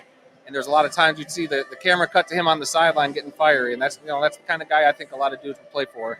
And so well deserving. That defense was awesome. They won a game 22-20 this year. Yeah. So the defense had to do something. Right. Only scored 22 points. I mean, and it wasn't even just when they were low-scoring games. They were forcing turnovers in those high-scoring games. In both of those Salina games, they forced a lot of turnovers. They had Salina on the ropes early, and that's a testament to Salina with how they battled back as well. I mean, it feels like we didn't have enough awards to appropriately award everybody, because I think Coach O'Neill and the job he did in Salina really does need to be credited as well with that organization and the way that, we saw Javin Kilgo struggle early in the season, and then they made that mid-year transition to Rakeem Cato, and then Javin Kilgo comes in at the end of the year against one of the best defenses in arena football and just cool as a cucumber under pressure and wins them 2 incredibly close, incredibly contested games. And you know this. You guys all know this. It can't. I mean, both those teams after that 22-20 slugfest, both those teams went out got. I guess Southwest Kansas didn't quarterback. They already had their quarterback. They both went out and got kickers. And that's when... No, Southwest Kansas didn't make any changes. Southwest Kansas didn't make any roster changes. Did they kicker change? No, Dylan Burkhart. Kicker can make the zone. Dylan Burkhart was in the building the whole time. Southwest Kansas just improved their team. He figured it out then. He did, and that's the thing. It's like it's tough going from kicking outdoors to kicking in the arena. That target's just a little narrower. That bar's just a little higher, and there's not much margin for error. And then you got to factor in, of course, when you're in that kicking game, you have to vary arena to arena. Is there a center hung scoreboard? Is there not a center hung scoreboard? So you got to be ready to bend it like Beckham in some of these arenas. The theme all year I've seen has been improvement from all aspects of the AF1, whether it be a lot of the teams, a lot of how they focus on how they're going to play the game. Like we mentioned, getting a different kicker for some teams, getting a different quarterback, figuring out what you needed to do as the season went along. And we're at the end of the season now with 2 of the teams that figured out the most improvements. We talked about Nashville quite a bit, how the way their season started off, look where they're at now. This whole season has been about improvement for all these teams, and this has just been a great foundation, I think, for people on the outside looking in and saying, hey, they're on the up and up. And I think this is a confidence boost for everybody in the league and all these organizations going, hey, we can all improve and we can all get better and we can make this thing something special. And even the teams that didn't end well this season still improved. Oh, yeah, for sure. That Corpus team got competitive at the end of the year. And, when they had their issue in the middle of the season, I didn't give them a chance. I thought, also, right off, they're done. But, no, they got competitive. And there were some, other awards as well. It's kind of like in the Academy Awards when they give the set design and things like that. That's kind of, part of the show, but it's at the beginning of the show. The Executive of the Year, Greg Polk from Nashville, so they get that award. The Game Day, Best Game Day, Southwest Kansas. I voted for Albany. No, I didn't get a vote. I would have voted for Albany if I got a vote. Social media team, however, it was Albany, and they do a great job. They got a whole bunch of different guys in there that are taking photos and videos and, posting and everything. They're a lot of great people. Got to meet them yesterday at Media Day. Absolutely. A lot of cool people. Tons of cool people. The dance team was Billings. The Billings dance team was given that award. The Salina mascot was given the Best Mascot Award. Again, I have an affinity towards Spike, but that's just me. Listen, I love Liberty Sam. Okay, Liberty Sam is. I'm a little biased there. I'm showing some bias here, and I know I'm not supposed to do that. But Liberty Sam is a spectacular mascot, easily one of the best mascots in all of sport. There you go. So Liberty Sam gets the award for the best mascot, and then the Community Impact Award goes to the Wolfpack. And I want to talk about the Wolfpack very quickly. They finished 2-9 this year in their first year, obviously in the inaugural AF1. But they finished. They came through it. They got through the year, and I think that I think next year you're going to see some more improvements when these guys get going. And so I thought that even, you look at this league and there's no real bad teams in this league. It's eight quality teams. So there's teams that are working towards improvement. And specifically talking about Washington with that Community Impact Award. I was out in Everett earlier this year, and the vibes in Everett are starting to emulate the vibes here in Albany. They had a tailgate going first thing before the game. People were there having a blast, really excited to come in. That was great to see. And I think there's been some changes in that, and there's some changes in that organization. They hired a GM, brought in a GM to support the existing leadership. That's going to be good. And I think that's going to be, that organization knows what they need to do. And I think you're going to start to see that trickle down onto the field. And I think that they're going to be I don't think we're going to see that team start next year or finish next year anywhere near how they finished this year. I talked to Mike Cordy yesterday during media day, one of the Albany owners, and he kind of used an interesting analogy. Was basically like building it up or getting planting the trees, and now it's a matter of the rest of the league helping those trees grow. And so yeah, not everybody can be at Albany, not everybody can be at Nashville that's had pedigree and they've done it. Oh, hold on. Not everybody can be it yet. Yeah, that's what I'm going to say is yes. That's what I was getting at. Yeah. Like, not everybody can do that right off the bat in year one. It's a matter of growing, and all those other teams, Oregon, Washington, all these different teams are going to continue to grow and make this league even better and better and better as the years go on. Yeah, and I think that's really the case. We talked about the expansion a little bit earlier, coming to Ohio, coming to Michigan. I think that's going to be some spectacular opportunities. Both of those ownership groups were in town for these festivities, so that was great to see as well. Having some conversations with those owners as they're getting ready for this season, and that's just going to be great. So I'm going to. I did have a question really fast that it was asked, and I wanted to make sure that I got it out here. Is there any news about other teams that weren't able to play in 25 for different reasons and maybe coming back for 26, or is that still up in the air at this point? When we're prepared to inform everybody of all our teams, we're going to make that announcements. We did set a timetable to finalize our expansion. I know there was some hiccups this year with the scheduling. I don't anticipate any of those happening again. We're working really hard to tighten up in every aspect of everything, on field, off the field, and everything's going to keep getting better. I can't wait. I'm excited to see what happens. We're going to take a break right now. We got about an hour 25 to kick off, and we'll be right back in a few minutes. For Nashville, he fields the kick from Dylan Burkhardt, and we're underway. Off the net it comes, picked up by the Cats, loose into midfield, and down on the near sideline, and across receivers. The man in high motion, that's Niger Jackson. He'll take off, and they dump it off on the near side to the big guy. And carrying it in for a touchdown is Peyton Muljo. Peyton Muljo, a 16-yard reception by the lineman from Northern Michigan. By Norton. Now Norton gets the snap, backpedals to his own side of midfield and throws off the fingertips of Demarius Washington. But now they're going to say he held on to it for a touchdown. Looked as though it had gone off his fingertips. That's why the fans are booing here. 4 receptions on the year for Jackson, who goes in high motion. Kolka looks his way. Nothing there. He'll come off to the near side. Throws a strike to Jordan Gandy. Touchdown, Nashville. A 21-yard strike. He looked off the indoor game is physical. There's the handoff, and the big man takes it in. Nicely done for the Nashville Kats. Calvin Fance getting set to kick it away. Gunnar Rayborn.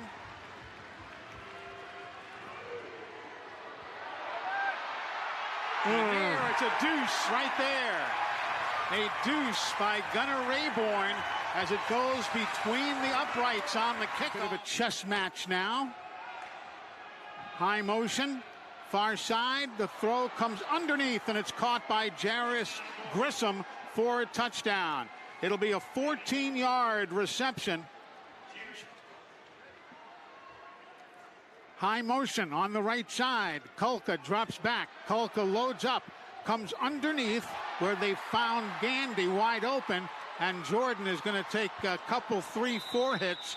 And the half is going to end. A little pushing and shoving there. But all ends peaceably enough. But it has happened here a couple of times last week and this week. And the kick. Off the net, nicely handled by Grissom. High motion. High snap, Norton brings it down, caught by Washington.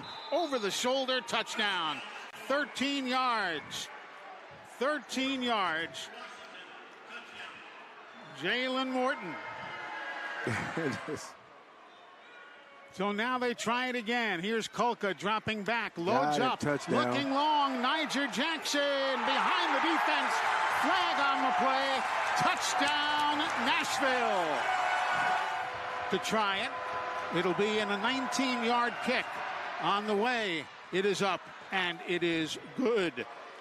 So a field goal. Great job in baseball. Here now the straight drop, and wide open. What a mistake. And holding his hands out is Darrell Green says, where was my backside help?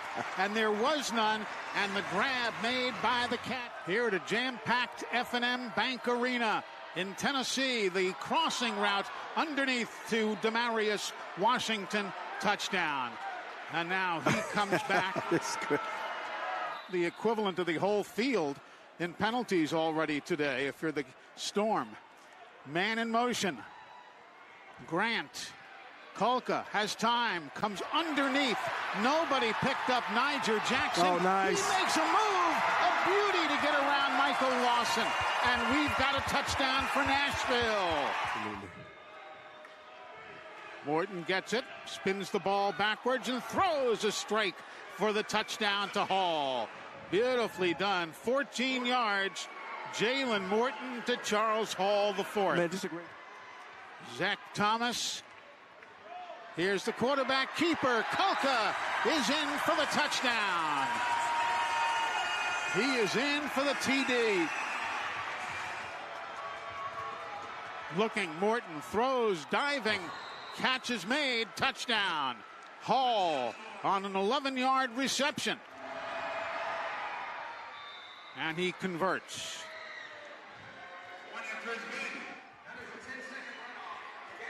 Game is over as the Nashville Kats could not snap another one. The Storm with a defensive penalty with no timeouts remaining, and this ball game is over, and the celebration begins for the Nashville Kats here in Clarksville.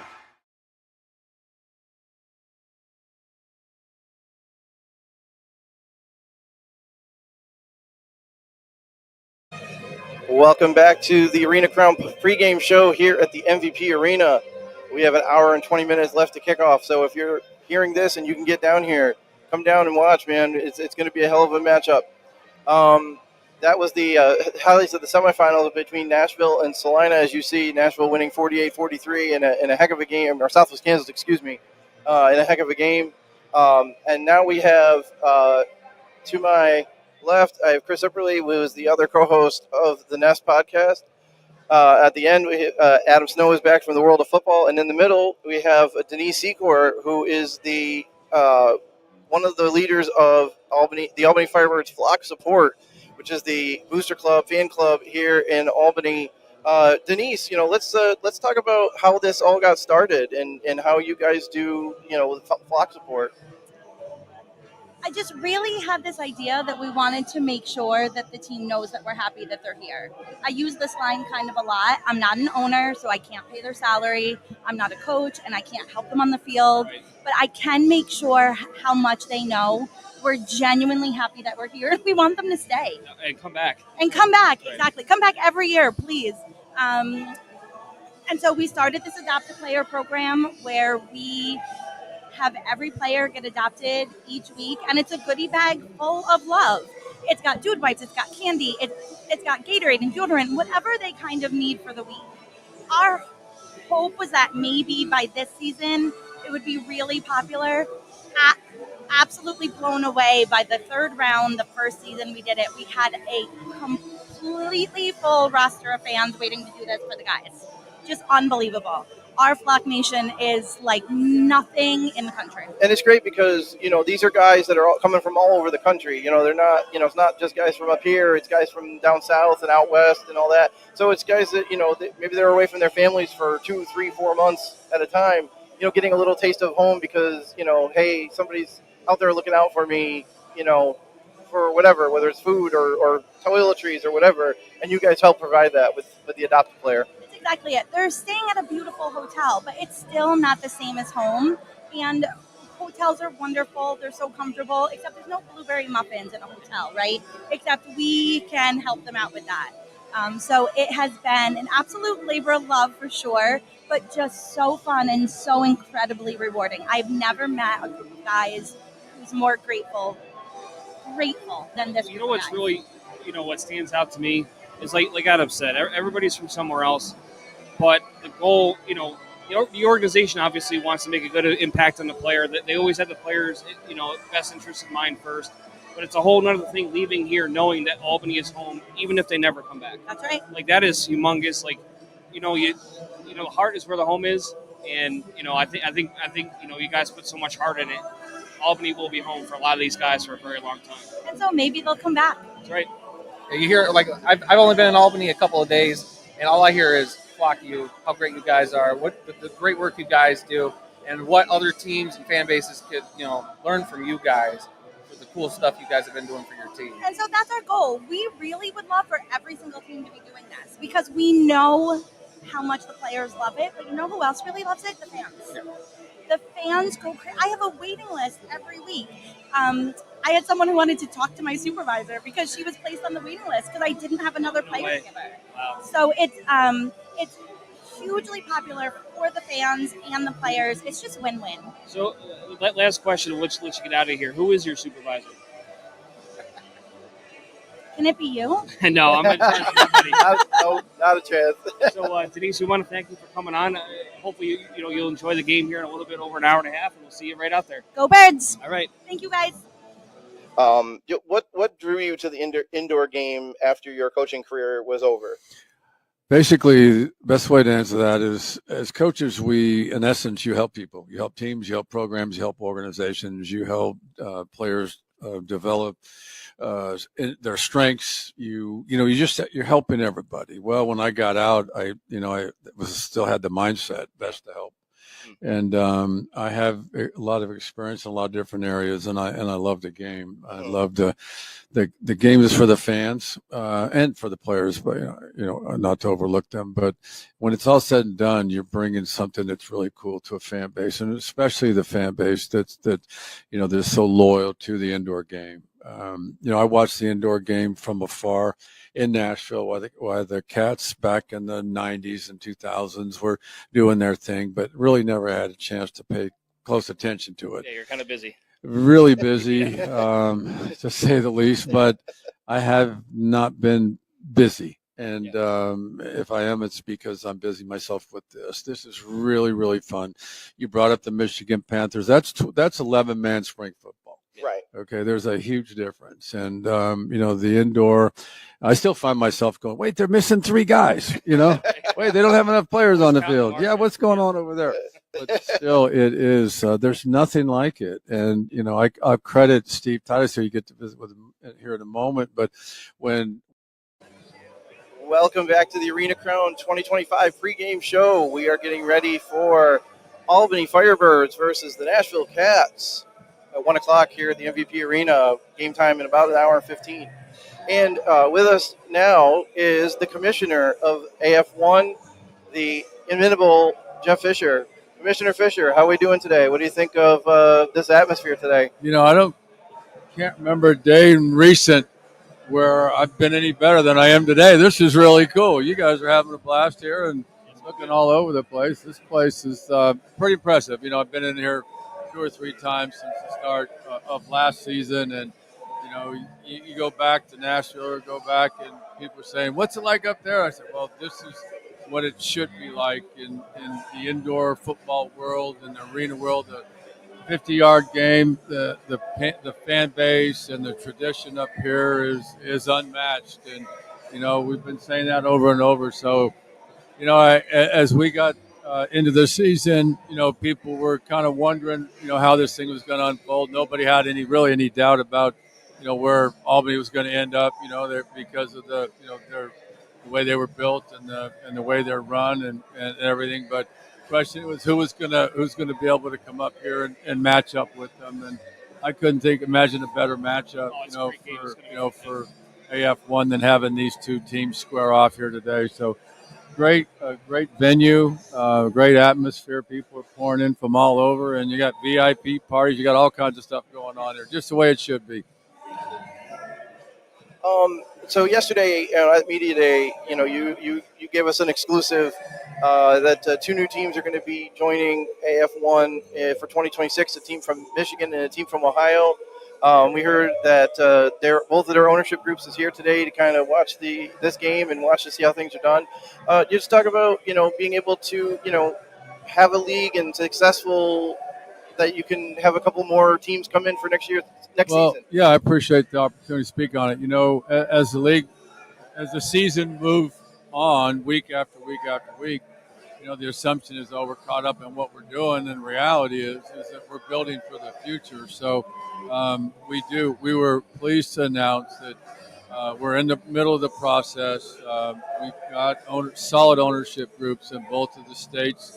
Specific cities will be revealed here in the near future, and that's not it. I mean, we got several others. We got several others that are here today, kind of just in attendance, just trying to take it all in. And so our expectations are for 2026 are a little bit bigger than the 10 that we've got right now, if you include both the state of Ohio and Michigan. So yeah, we'll kind of keep you posted. It's been a fun process, but what it comes down to is that franchises like Albany and like Nashville and the Kansas franchises, not to overlook anybody else in the league, but they're gaining a lot of attention in a short period of time. The league has, and as we talked about, the social media presence and how things are increasing on a weekly basis. We've got room to grow, and we're going to do it right. We're going to not rush into anything. We don't want any setbacks whatsoever. But we have a serious, impressive 5-year plan in place, and this is the first step as we move into 2026. So yesterday was media day, and they handed out some lead awards. How rewarding was it to get that part under your belt after year one? Well, what was fun for me was just having the players and the coaching staffs available, and just the professionalism and the way the media event was handled, and then the awards banquet last night was great for them. Both teams in the same room. They've been through a lot. Both teams have been through a lot, especially the Cats with 1 week at training camp and then having to go on the road week 0 and then a couple extra buys in there. But, when it is all said and done, the players are really excited. I mean, the food was great for that meal last night. Excellent. And nothing makes players more happy than a good meal the night before a game. You know how that goes. Yep. So, yeah, everything has fallen into place. And Albany's a great host city, and the tradition and the history with respect to the indoor game is there, and it's obvious. What's from this, about the season start to finish? What's the thing that pleased you the most going through this season that you were like, okay, this is good for us, this is good for the league, this is good for the continued success of the league? There's a couple things. I think the way the direction we're headed with respect to social media and our network partners and media partners and you guys, and I'm excited about where that's going. A minor part in some people's eyes, but a significant part in my eyes is what we've done with officiating. Jason Campagna now is our supervisor of officials, and what we did with the rules and what we were able to do within the game itself. Minor rule changes, but officiating is always. I think it's always overlooked. It's been a passion of mine. It's certainly anywhere you look, you can get in the car, drive down the road, drive by a park. There should be someone with a striped shirt out there officiating a flag football game or a youth football game, and those officials are equally as important to the success of that game as the coaches and the players are. And so, I wanted to really make a point of emphasis on upgrading our officiating department. The respect factor, the interaction between officials and the players, and then what goes along with that is the sportsmanship issues, that are important. It's a competitive game. It's a contact sport. Emotions are high, but nothing pleases me more than to watch one player from one team help an opposing player up off the ground or up out of the seats or whatever it is. It's the way it is, and I think the respect factor is there, and it's coming, and it's all about sportsmanship and putting on a show. And when people come out, when the first timers come out, I mean, the first time where they're going to attend an indoor game like this, you want them to want to come back, tell everybody they know and want to come back. This is a special game. I mean, there's nothing like arena football. It's just not. The player access, the action. I mean, the old saying is you can reach out and touch someone. That's the case here in the arena every day of the week. The intimacy is what you're referring to, Yep. and the proximity. And, it was it was a little over a year ago. And this is a special place for me because, believe it or not, Cats came up last year, and I joined them on the trip. It was the first indoor game I'd ever been to in person. It was here. I was so busy doing my thing while the Cats were rolling in Nashville.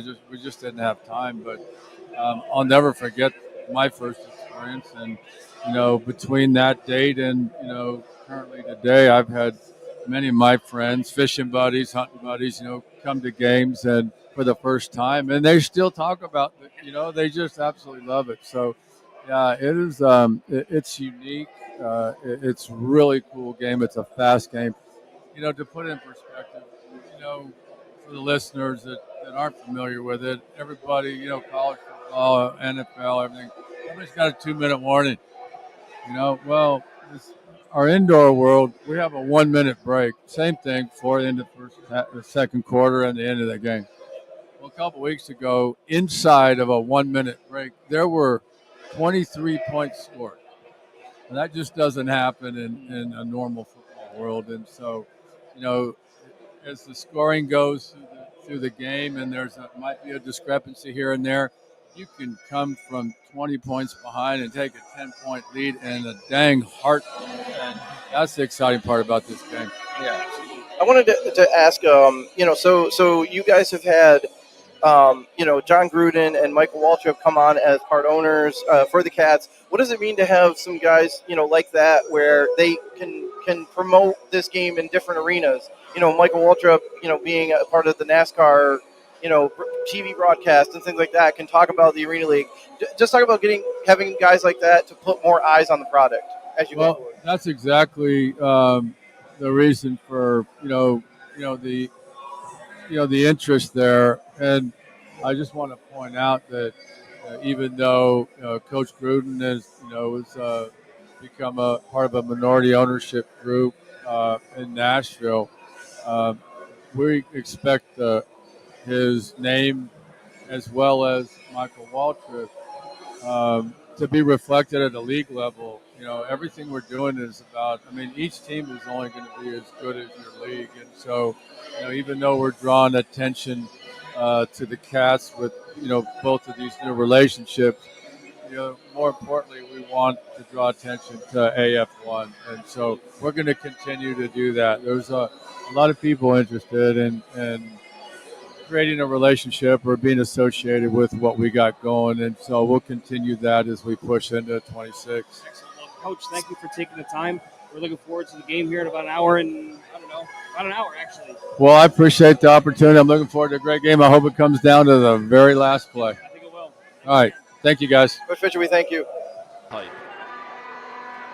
Castronova is going to take off with his legs. 15, 10, 5, touchdown. Well, Sam Castronova says, Javin Kilgo, I see your 10-yard rushing touchdown, and I up you by 10 yards. 20-yard rushing touchdown for Sam Castronova, and the Firebirds are on the scoreboard. Instincts, IQ, call that what you want out of Sam Castronova. Oh, in the first quarter, it's Albany 7, Salina 7. What would you know? Postseason football.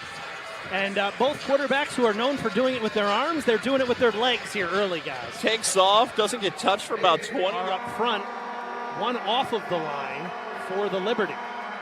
Brooks is the motion man. Kilgo has time in the pocket, throws. It's intercepted. It's picked off by Marcus Smith, and he's going to go all the way. Touchdown, Marcus Smith. Interception, pick six. The first big play of this game, and it's Marcus Smith who makes the play for the touchdown. Reads the eyes of Kilgo. All he needs is one space, makes Kilgo and another miss. And it's time to celebrate 1-0 in the end zone and showing the playoff for the Liberty if he just turned and caught it. First incompletion that's hit the turf for Kilgo, now 6 of 8. He's going to fire to the end zone. He's got his man for the touchdown. It's Malik Honeycutt.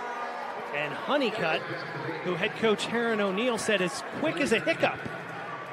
Didn't have to use his speed there. He settled in behind the defense and caught that one for the second and short for Kilgo. He puts his man in motion, drops back, has time, steps forward, takes off with the legs, has the first down, and falls forward at the Albany 17-yard line. And give a lot of credit. So second and long after the holding. Kilgo pump fakes. Now he's running out of time, and he's taken down. As he got tied up, it was Drew Singleton again who gets into the backfield and causes that sack. Fast out there. He was running the football a lot earlier in the season. Now he's catching passes. Kilgo looks his way again. Now throws to the end zone. Caught for the touchdown. It's Malik Honeycutt. And for Honeycutt, that's his that draws closer. Kilgo's left foot, by the way, too. It looks like he almost stepped up in the pocket and took off. He decided to just take one. A juice from Bailey Hale. Could be the last play of the first half. Castronova drops back. Clock hits triple zeros. Rolling to his right now is Castronova trying to make something happen. Throws it into the end zone. Touchdown!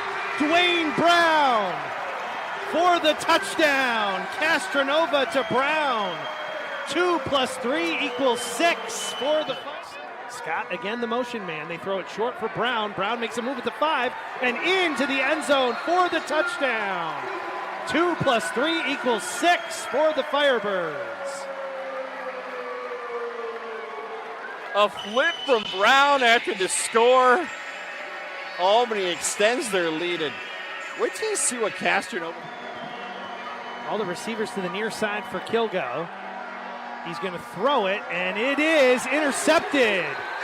It's picked off going over the boards there. It is Marcus Smith, his second interception of the game, and another big defensive play for this Firebird. Now a 31-point lead. Kilgo out of the pocket, rolls to his right, and throws it to the end zone, and it is caught for the touchdown by Malik Honeycutt, who then does his best Bailey Hale impression as he boots the ball.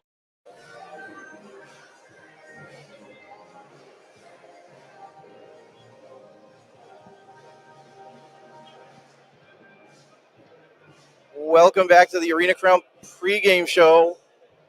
We're within the last hour. The game is going to start at 1 o'clock. It is 12 o'clock now. And today, right now we have one of the premier announcers in the arena game. I've known him for a long time, Andy Santillo. He's working with Vice TV today as well. Andy, welcome to the MVP Arena, and tell me about the covering this championship and being a part of it. Yeah, this is it's going to be really exciting. This is two great teams. You've got the top two seeds. These teams have played twice before. Two of Albany's closest games. When these teams played here in mid-May, Nashville had a 12-point lead in the first half. Albany, as they do, ended the first half with a touchdown. Henry Nell kicked the deuce, and then they rattled off, I think, 20 straight points to start the second half. So, I just caught up with head coach Damon Ware before I came up to see you guys. He says, we've been a four-quarter team all season. Albany has the top offense and the top defense. Nashville has the second-ranked defense in the league. They played outstanding last week. Did the Cats down? In their alternate arena, Clarksville. In Clarksville, yes, at the F&M Bank Arena to make it this far. So this should be an outstanding matchup. Number 1 versus number 2. I'm really excited for this game. That's the thing. I think a lot of times, especially here in Albany, forget. As Adam said earlier in the week, Nashville is number 2 for a reason. Right. And they're here, and they're very capable of winning this football game, Just real quick, I wanted to go over a couple of the matchups. I know you don't have a lot of time because you're getting ready to call this game on Vice TV. 1 o'clock, like I said, on Vice. The quarterback battle, Sam Castronova, the MVP of the Arena Football 1 this year versus Tyler Kulka, who, could have, been number one as well. Just talk about the matchup between, the two of the top quarterbacks in the league. Yeah, I mean, this you said it, Adam. I mean, Sam Castronova was named MVP for a reason, had 10 touchdowns. I actually was talking to Coach Damon Ware again just before we came up here. He said Sam's never had a 10-touchdown game in his career.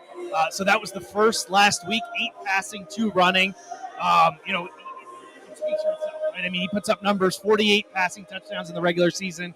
Tyler Kolka had a terrific game, last week in the semifinal. I think he only threw 3 incompletions, had 5 passing touchdowns. He's got a number of targets, too, out there. So this is going to be an outstanding matchup. I think it's one that we're all looking forward to seeing. Yeah. I very well think that this game could be determined, in the trenches, right? Both teams have good offensive lines. Both teams have good defensive lines. And both teams have good quarterbacks. So who can put more pressure on the quarterback and kind of get that guy off his spot, right? We saw last week at the end of the first half, Sam was running for his life on the last play of the half and then threw it over 2 defenders into the end zone for a touchdown. So that changed the game. Highlight reel play. Yeah, so I mean, even when you get these guys off their spots, they can make plays happen. So, I think it's going to come down to which quarterback feels more comfortable because they're both elite quarterbacks in the arena game. And you said it.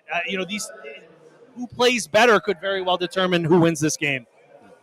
On the receiving side, Nashville has Jordan Gandy kind of leading the way, but they got Robert Jones, Antoine Grant, Nigel Jackson, and Milton Williams as their 5 receivers.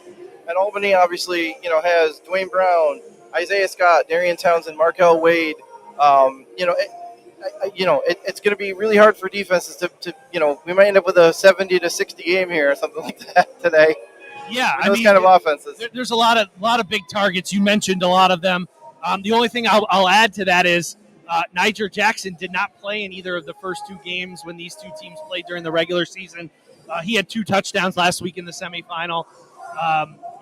So that's going to be an interesting wrinkle here as, he has not gone up against this Albany defense. I think the biggest difference between last year and this year, and so many of the Firebirds guys have said, this is a kind of redemption, right? They lost in the championship game of the AFL last year. This defensive unit is a lot more finely tuned, right? They averaged about 40 points allowed per game last year. This year, they're number 1 in that statistic. So it's going to be a huge difference in, how this game plays out.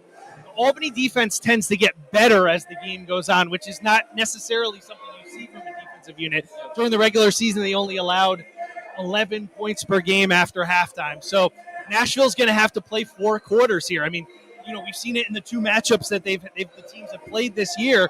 It's been close early on. In fact, Nashville had a double-digit lead here mid-May, but Albany continues to get stronger throughout the game, and that's something Nashville's going to have to kind of combat here, this afternoon if they want to come out with the arena. I will say though that looking at the defense for Nashville. Isaiah McFarland and Sean Lewis combined for 19 interceptions this year. So it's, Sam's going to have to be careful as well. So, these are 2 quarterbacks who have 3 interceptions in the regular season.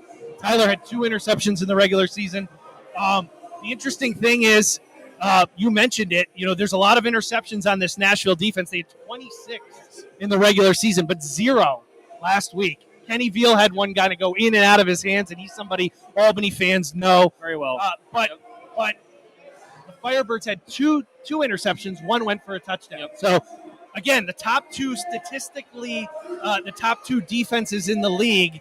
Who's going to make more bigger plays here? I think is going to determine who comes out on top. Yeah. You can talk defense all you want, but to me, it's all about the offense. And I think both of these teams have the ability to put up some unreal numbers in the offense. I'm looking and I'm hoping for a real shootout where we see a high-scoring game, and whoever has the ball last, that's going to be your winner. You're probably not the only one hoping. I mean, this is what the arena game is about, yes, right? Yes. High-scoring offenses. Yes. Nashville comes in just about under 50 points per game. Albany is the best offense statistically. They average about almost 70 points per game. So I think you're right. I think we're going to see a game probably played. If both teams play to where they're capable of, look at the last result. The last result of the regular season, it was 71-55. That's both right where both teams usually are. Yeah. Last week in the playoffs, Albany scored 77. Nashville scored 49, I believe, and that's basically almost right at their statistical averages. So I expect we're going to see a lot of points here this afternoon. Well, the interesting thing for me, and I think now I wish I could have thought to ask Coach Arbet this earlier, but there's a huge difference playing in this arena and playing in the Clarksville arena. You're playing with almost a third less end zone in Nashville. So I think Albany's going to have to play even better defense today because Nashville's going to have more room to roam. And same thing for Nashville. Nashville's going to have more real estate to defend, and I don't think that's being talked about enough. Those end zones are completely different from arena to arena. Much different. I actually watched the entire semifinal game of the Cats last night, late night. It was late night at my house. We watched the entire semifinal game. I jotted down my notes here, but you're right. The field layout is different. It has those curved boards in the back and not a flat end zone, and that gives the receivers more room to work, but it also gives the defense kind of more room to settle in. But I think the energy in Clarksville is something different too. When you've got a big arena with a small number of people in it, or a small arena with it's almost full, that changes the energy, and I think it's a whole different atmosphere in Clarksville. I think so. I mean, I think you're right. I watched again that raucous crowd they had going last week in Clarksville. I know the Albany fans are going to give it all they got. They're trying to sell out the bottom section of this arena. I know they also, they play the music loud. They get the crowd going. Scotty Noel, the PA guy, gets this crowd going on third downs or on fourth downs. So you're going to hear some noise in there. I think you're right, though. It's a bigger arena, so it's kind of harder to fill it up with that juice. Right. All right, Andy, we know you got more important things to do than this, so we'll let you get to it. Well, Randy, Chris, Adam, you guys do an excellent job with the Nest. You and your son, Adam, do an excellent job with your show. So these are two resources that if arena fans are looking for more content, these are the places to be. I appreciate it. Awesome. Thank you. Andrew Santillo going to be on the Vice TV call today at 1 o'clock. We'll let him go and do his thing, and we will see you in a couple of minutes.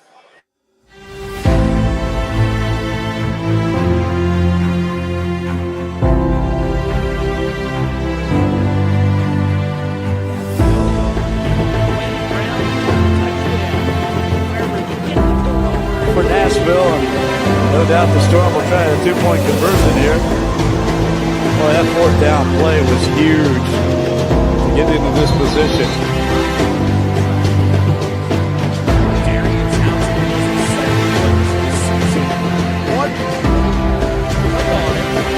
It's not out.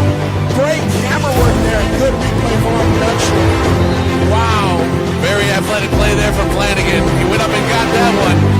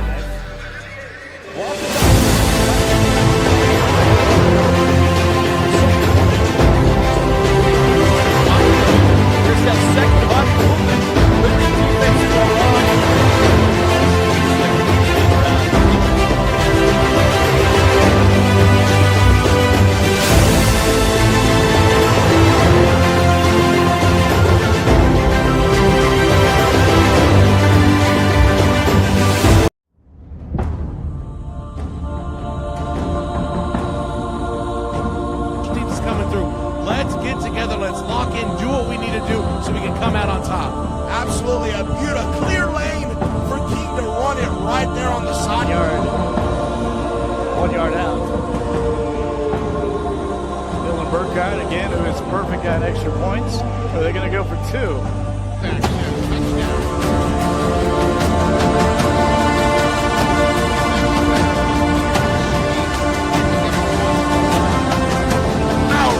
Great camera work there. Good replay from our production. Wow. Very athletic play there from Flanagan. He went up and got that one.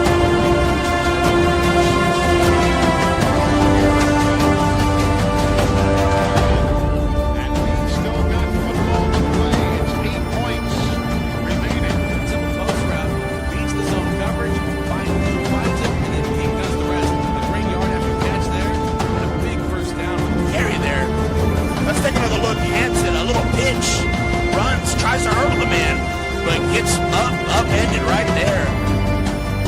Watch it again.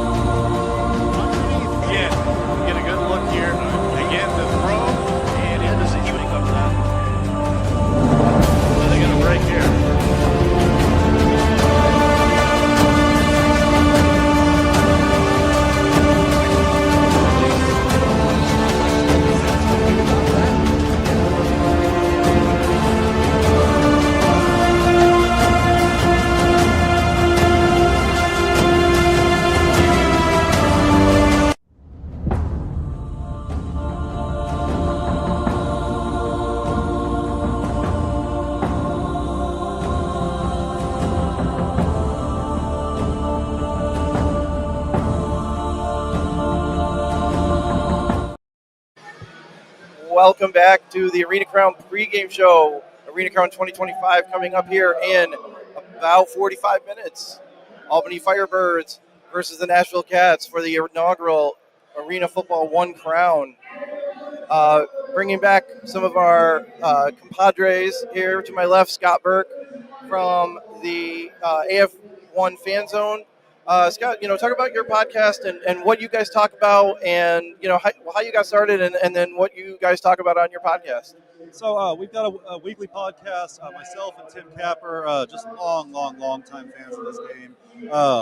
We bring on weekly guests. Sometimes it's executives, sometimes it's coaches, players, other media folks. We had this crew here actually on with us this week. Yes, I enjoyed that. I enjoyed it. It was a fun time. Oh yeah, no, and that's just it. We get in there, and kind of like today, we get in there and we just talk about the game. We love the game and just the experience and the culture.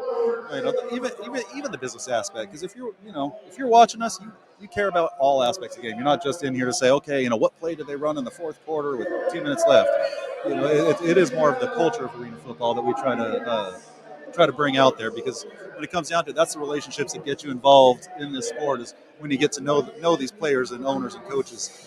That's what gets you going. So yes, we do a weekly show, probably a little less during the non-season season. But we'll definitely, as things happen and things come up, we'll be bringing people in, maybe some historical players. That's still a little left to be determined. But yeah, so we do it weekly. AF1fanzone.com. You can find our replays on Evergreen.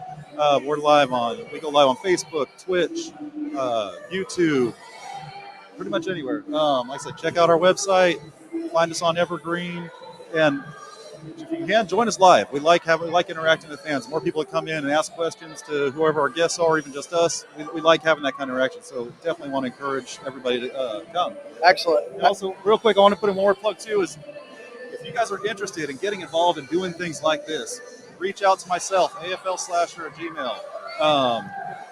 Reach out to any of us. We'll get you connected. The Nest News at Outlook.com. Give us an email. Hey, how did you guys get started? What do you guys use? We think this could be something great for all the different teams. You guys look at it. Obviously, we're kind of more Albany, but we're starting to branch out a lot more into the full AF1, and you guys, both you and the Snow team over there, kind of focus on all of the AF1. So it's really really good for everybody. It's about building this game, building the sport, getting some recognition for the players and coaches and owners that deserve it.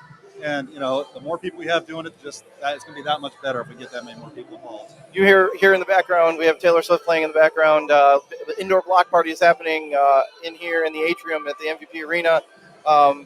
And then over to my other lefts over there, we got Adam Snow, who has the I Love the Do shirt on, which is the greatest thing ever for a championship game. And his dad, Randy Snow, they run a podcast called The World of Football. They're Michigan guys, big Detroit Lions fans. I saw that when we were on Scott's podcast last week. I almost brought my Cowboys hat out, but I decided not to. I'm glad you didn't. Guys, talk about your podcast and what you focus on and where people can find your stuff. Well, we're on all the major platforms. We're on Facebook, X, Instagram. You can find us at TWOF Kalamazoo, and we're on YouTube. You can find us there at the handle there is at the World of Football. It has to be the World of Football. It can't be just World of Football because that will take you to a soccer site over in Europe. So we don't want that. We don't want that. The World of Football. The World of Football, yes. And we got a lot of pings back in the day when we were AFL fans, and a lot of pings out in Australia. Oh, okay. Well, we do have some friends. We've got a couple followers in England. We've got Australia, Canada. We've got some folks just pop up every now and then that say, "Hey, we like what you're doing," and it's great. It's great to know that there are people out there. So when a guy in Australia actually bought one of our shirts, a World of Football shirt, and he took a picture of himself. So somebody's walking around Australia with a World of Football shirt, and that's just so awesome. I can't even. Talk about our international folks. Last time we had a championship game in this building, we had I don't know, the biggest arena football fan that I know of outside of U.S. and Canada, Giancarlo. Giancarlo. He was out here for the championship last time we were here, and it was just a great experience. That was, again, we talk about the culture and the community. That was a community-funded event. It was like, hey, help us get him out here, and everybody stepped in to make sure that he could come out and join his first and only so far arena football championship. Yeah, he's over in Italy, and he's actually made some comments recently on some of the stuff that we've done. So he's still out there. He's still a fan, and that's just awesome. Just really is. That's really cool. I was hyped when I found out that a couple of people in the Flock support group bought our shirts. I was I don't know about international, but I was pretty stoked for that. Yeah. So I wanted to talk about a couple of things we really haven't even talked about yet. We talked about a little bit on your podcast, Scott, you and Tim's podcast. We talked about the trophy reveal. They revealed it officially at the media day. Jerry Kerr's kind of the founder of this, was kind of making fun, and he was like picking the bag up and everything, kind of doing that. But what do you guys think of the new trophy? I mean, not to compare it to other ones, but I mean, I think it looks kind of like a Lombardi trophy. I think it's a really cool piece that the winner is going to be able to put, have in their trophy case. That blurry picture that we saw on Tuesday or Wednesday, whenever that was, did not do this thing justice. Not at all. It is a crisp looking trophy. It is so nice looking. I'm looking forward to seeing whatever team hoists this thing after hopefully a great game today. But we kind of ranked all the different arena football trophies over the years. Now that I see this in person, I might actually. I think I had this at 3 with a blurry picture with a clear high def, seeing it 2 feet from my face. Yeah, it's up there. It's a really nice trophy. It's a little bit smaller than I thought it was going to be from some of the pictures. You didn't have a perception of how big it really was, and it was a little smaller. But I still like it. I like it a lot. This is really a cool trophy. It's elegant. That's the word that comes to my mind when I see it. It's Very elegant. good. It's Good word. sleek. It looks professional. It looks, and it's not. I personally like the fact that it's not a bowl. I like that it's not a cup. It's not something generic. Right. And it's that's gonna be cool. You can hold that by the one's hand, hold that right up over your head when you win the game. And I don't know. I like it. I really like it. And it's not a rotating trophy either. This is going to stay where it's going to go to Nashville or it's going to go to Albany, and that's where it's going to stay. Like that's the cool aspect about that thing too. I like. Has anyone seen the belt since we've been here this weekend? No, I haven't seen the belt. No. And then another question. From start to finish, we had Coach Jeff Fisher, Commissioner Jeff Fisher on earlier.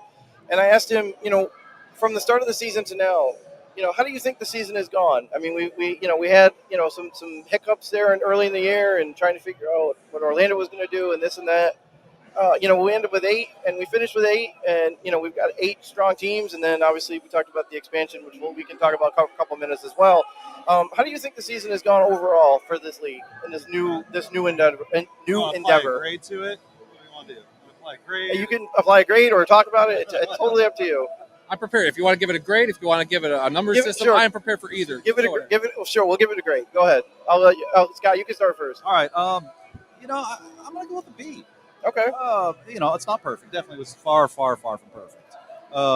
Things to aspire to, though. Definitely. That's just it. There's room to grow. It's reasonable room to grow. There's things they can do better, and I think they can. It's like I said, it's very tangible. Get better cameras on the passes.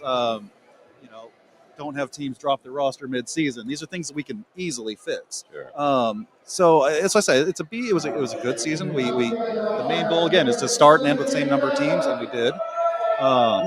It would have been higher had all the teams we were going to start with 2 weeks before all made the whole season. But again, that's why B. But I think they the people that run the league, I think did a good job of high stepping those things. Hey, this right. They this happens. Okay, how do we handle it? Boom, we're good. We're good. So other leagues, inferior leagues to this would who knows how that goes. These guys were right on top of it right away. They didn't let it become a problem. They nipped it before. So there's things. Again, next season, I'm sure we're going to have everybody playing the same number of games.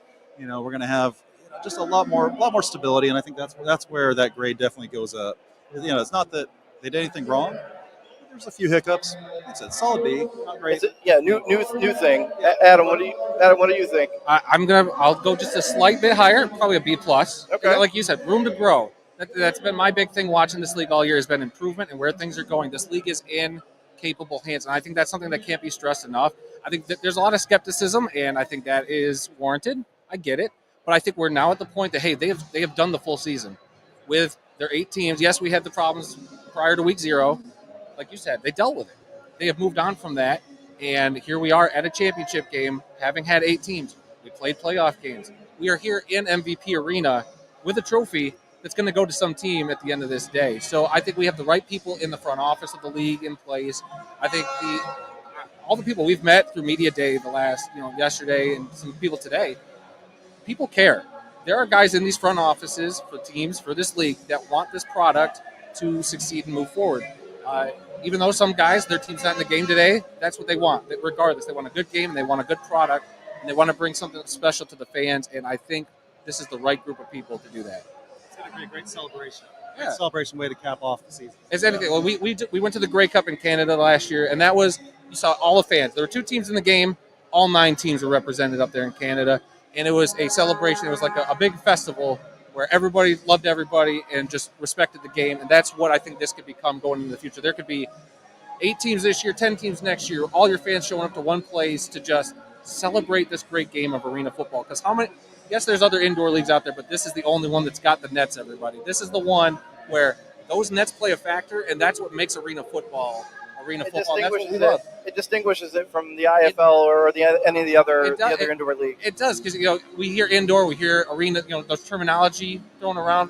I hear arena football, I picture the nets. If you don't have the nets and you call yourself arena football, I just have a hard time, listening a little bit.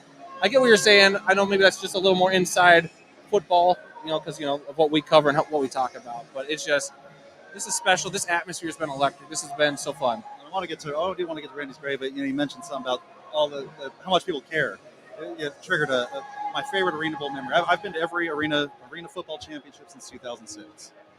Wow. And my favorite memory, though, was in New Orleans on Bourbon Street. There's a group of probably 25, 30 of us all hanging out, walking down Bourbon Street, drinking, having a good time. We all had different jerseys on.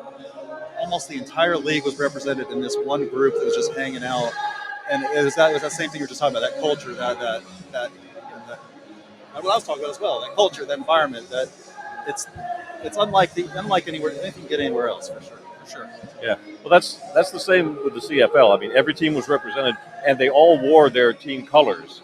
If you go to the game in Saskatchewan and you paint your face and you wear a green suit, he was there at the Grey Cup with the same outfit, the same face paint, and everybody was like that. And it was just a big party, a big celebration of the league, and everybody got along great. Like father, like son, I'm going to give this year a B+. And it's just Copycat.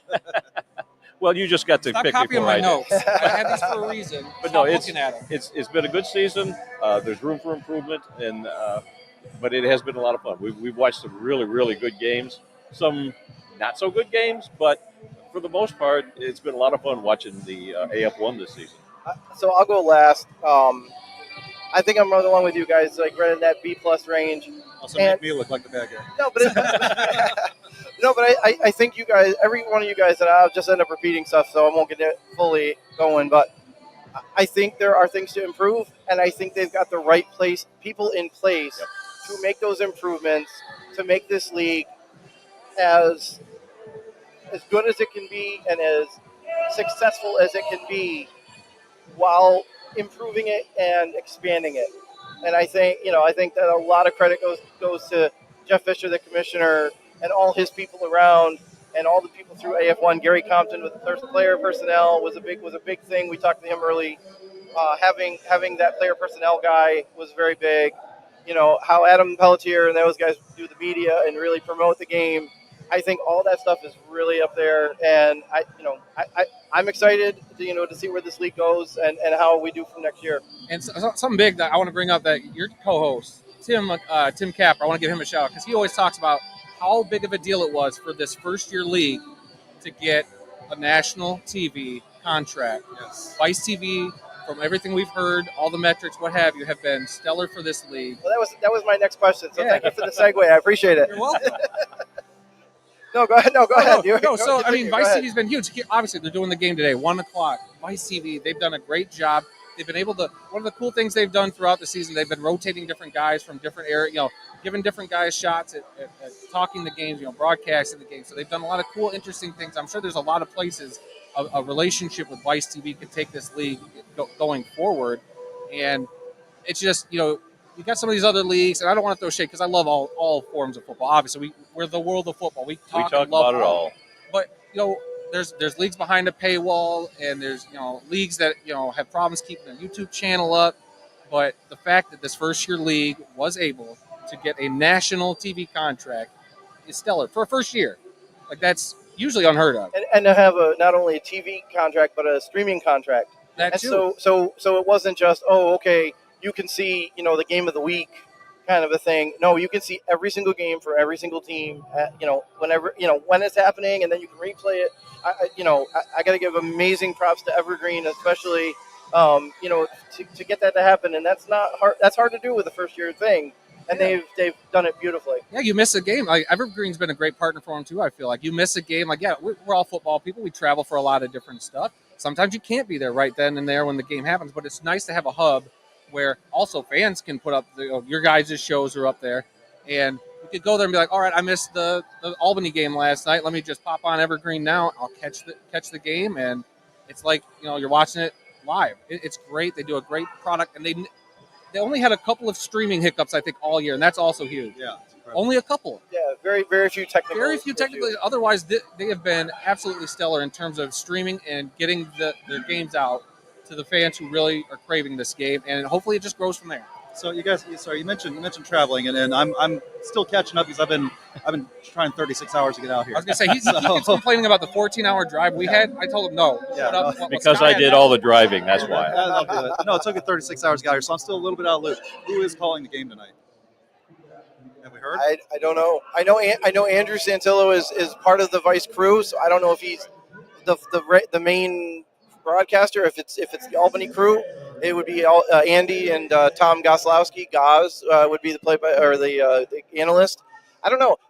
Watching Nashville, we got to hear Eli Gold. Eli Gold is a Hall of Fame broadcaster who's done Alabama football and NASCAR for decades and decades. That's such a recognizable voice. So no matter how they do it, it's gonna be awesome. I was driving across Missouri one night, and Cats were playing, so I popped the Evergreen game up on my dash and piped it through my car. And I'll tell you what, there's not a better voice to listen to this game than Eli Gold. His voice is just smooth, perfect for this game. Smooth. All right, so we're almost to the end here. We got about 7 minutes left or so. I want to have you guys give some predictions. You guys have watched a lot more. Again, like we focus a lot on Albany. This is this is home for us. But you guys obviously look at it with a different lens. So I will not give a prediction today because you know what my prediction would be.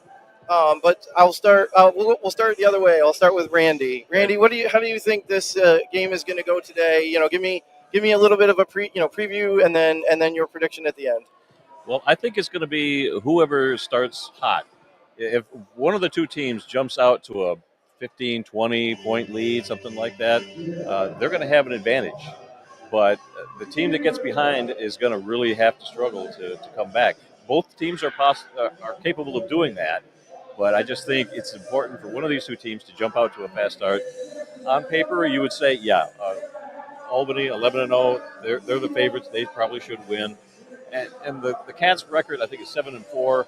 On paper, it doesn't look very good. But this is a team that has really pushed Albany when they played each other. And I don't know how many teams have put up 55 points against Albany this year, but they did. And you can't.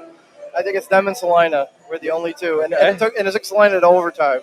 And Coach Arbette, you cannot count him out. He's got such experience, so many years of going to championship games. He's the X factor in that. So we'll see if he's got his team ready. And I don't know if I can actually make a prediction, but Howard, just do it. As always, Howard. Just pick a team. One or two. I'll pick Nashville. What the heck? Okay. All right. We got one Nashville. Adam Snow from the world of football. Please tell me, what you think and give me a prediction at the end. Look, at the end of the day, I always say this when I just want a great game. And I love chaos. I want to see some bar balls today. I want to see some deuces. I just want to see just an overall fun game. And, it's hard not to pick against the home team. The Firebirds have been a buzzsaw all season long. I'm not going to be mad if they win. I'm kind of hoping for a little bit for the Cats to shock the world a little bit just for the storyline purposes. But I think at the end of the day, give me Albany, and maybe this game goes to overtime. Oh, wow. Yeah. Okay. All right. So we got one Nashville, one Albany. And Scott, I think you're the tiebreaker, my man. Yeah. So, so Randy mentioned the record of 7-4. And it's kind of interesting to kind of compare these two teams and where they've come from. Coach Ware said because they didn't have their week 0 game like they're supposed to have, they had a 3-week camp before they finally got a chance to play their first game. Flip that over to Nashville. They got thrown into a week 0 game moments after putting together their roster, which wasn't even complete at the time. So they got thrown in. They started out 0-2. Where you flip those schedules, and now Arbette's got 3 weeks of camp to get ready and get all his right pieces in place and actually have time to build a roster because he didn't have time to build a roster. And also that 7-4 is not quite 7-4. Definitely a lot of what you're saying. I agree. It's a little misleading. Watch that 7-4 record. It's kind of, I think we're going to kind of go in order.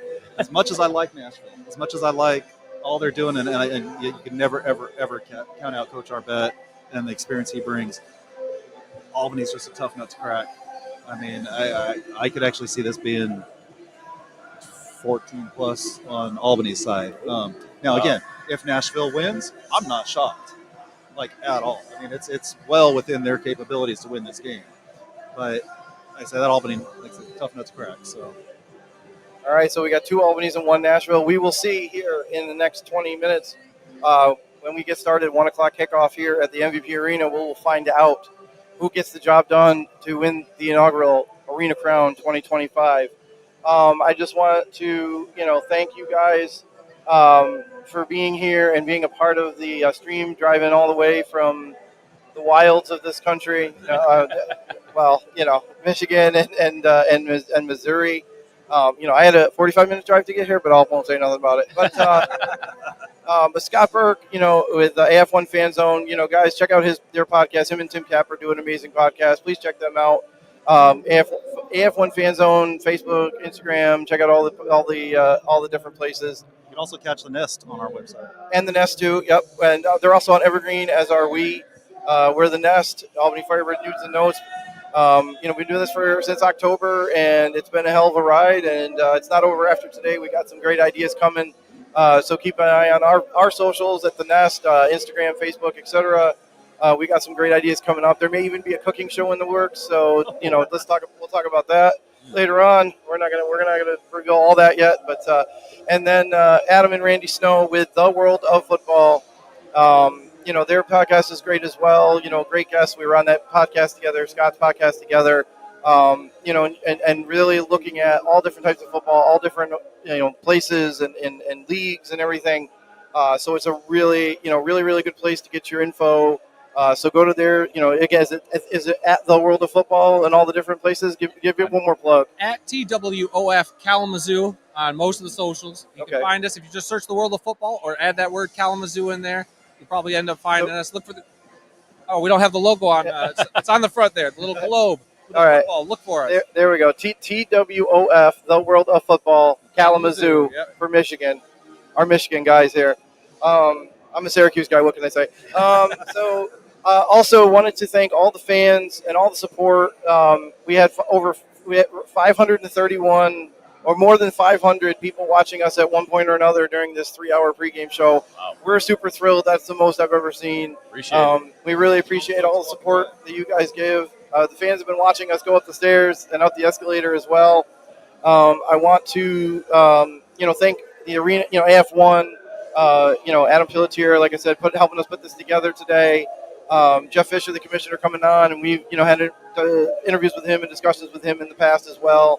And, everybody involved, we really enjoy this game as well we all do, and, making it as big as possible. And we will see you after the Arena Crown. We'll see who gets it. It's Albany versus Nashville. We will see you after the game, and good luck to both teams.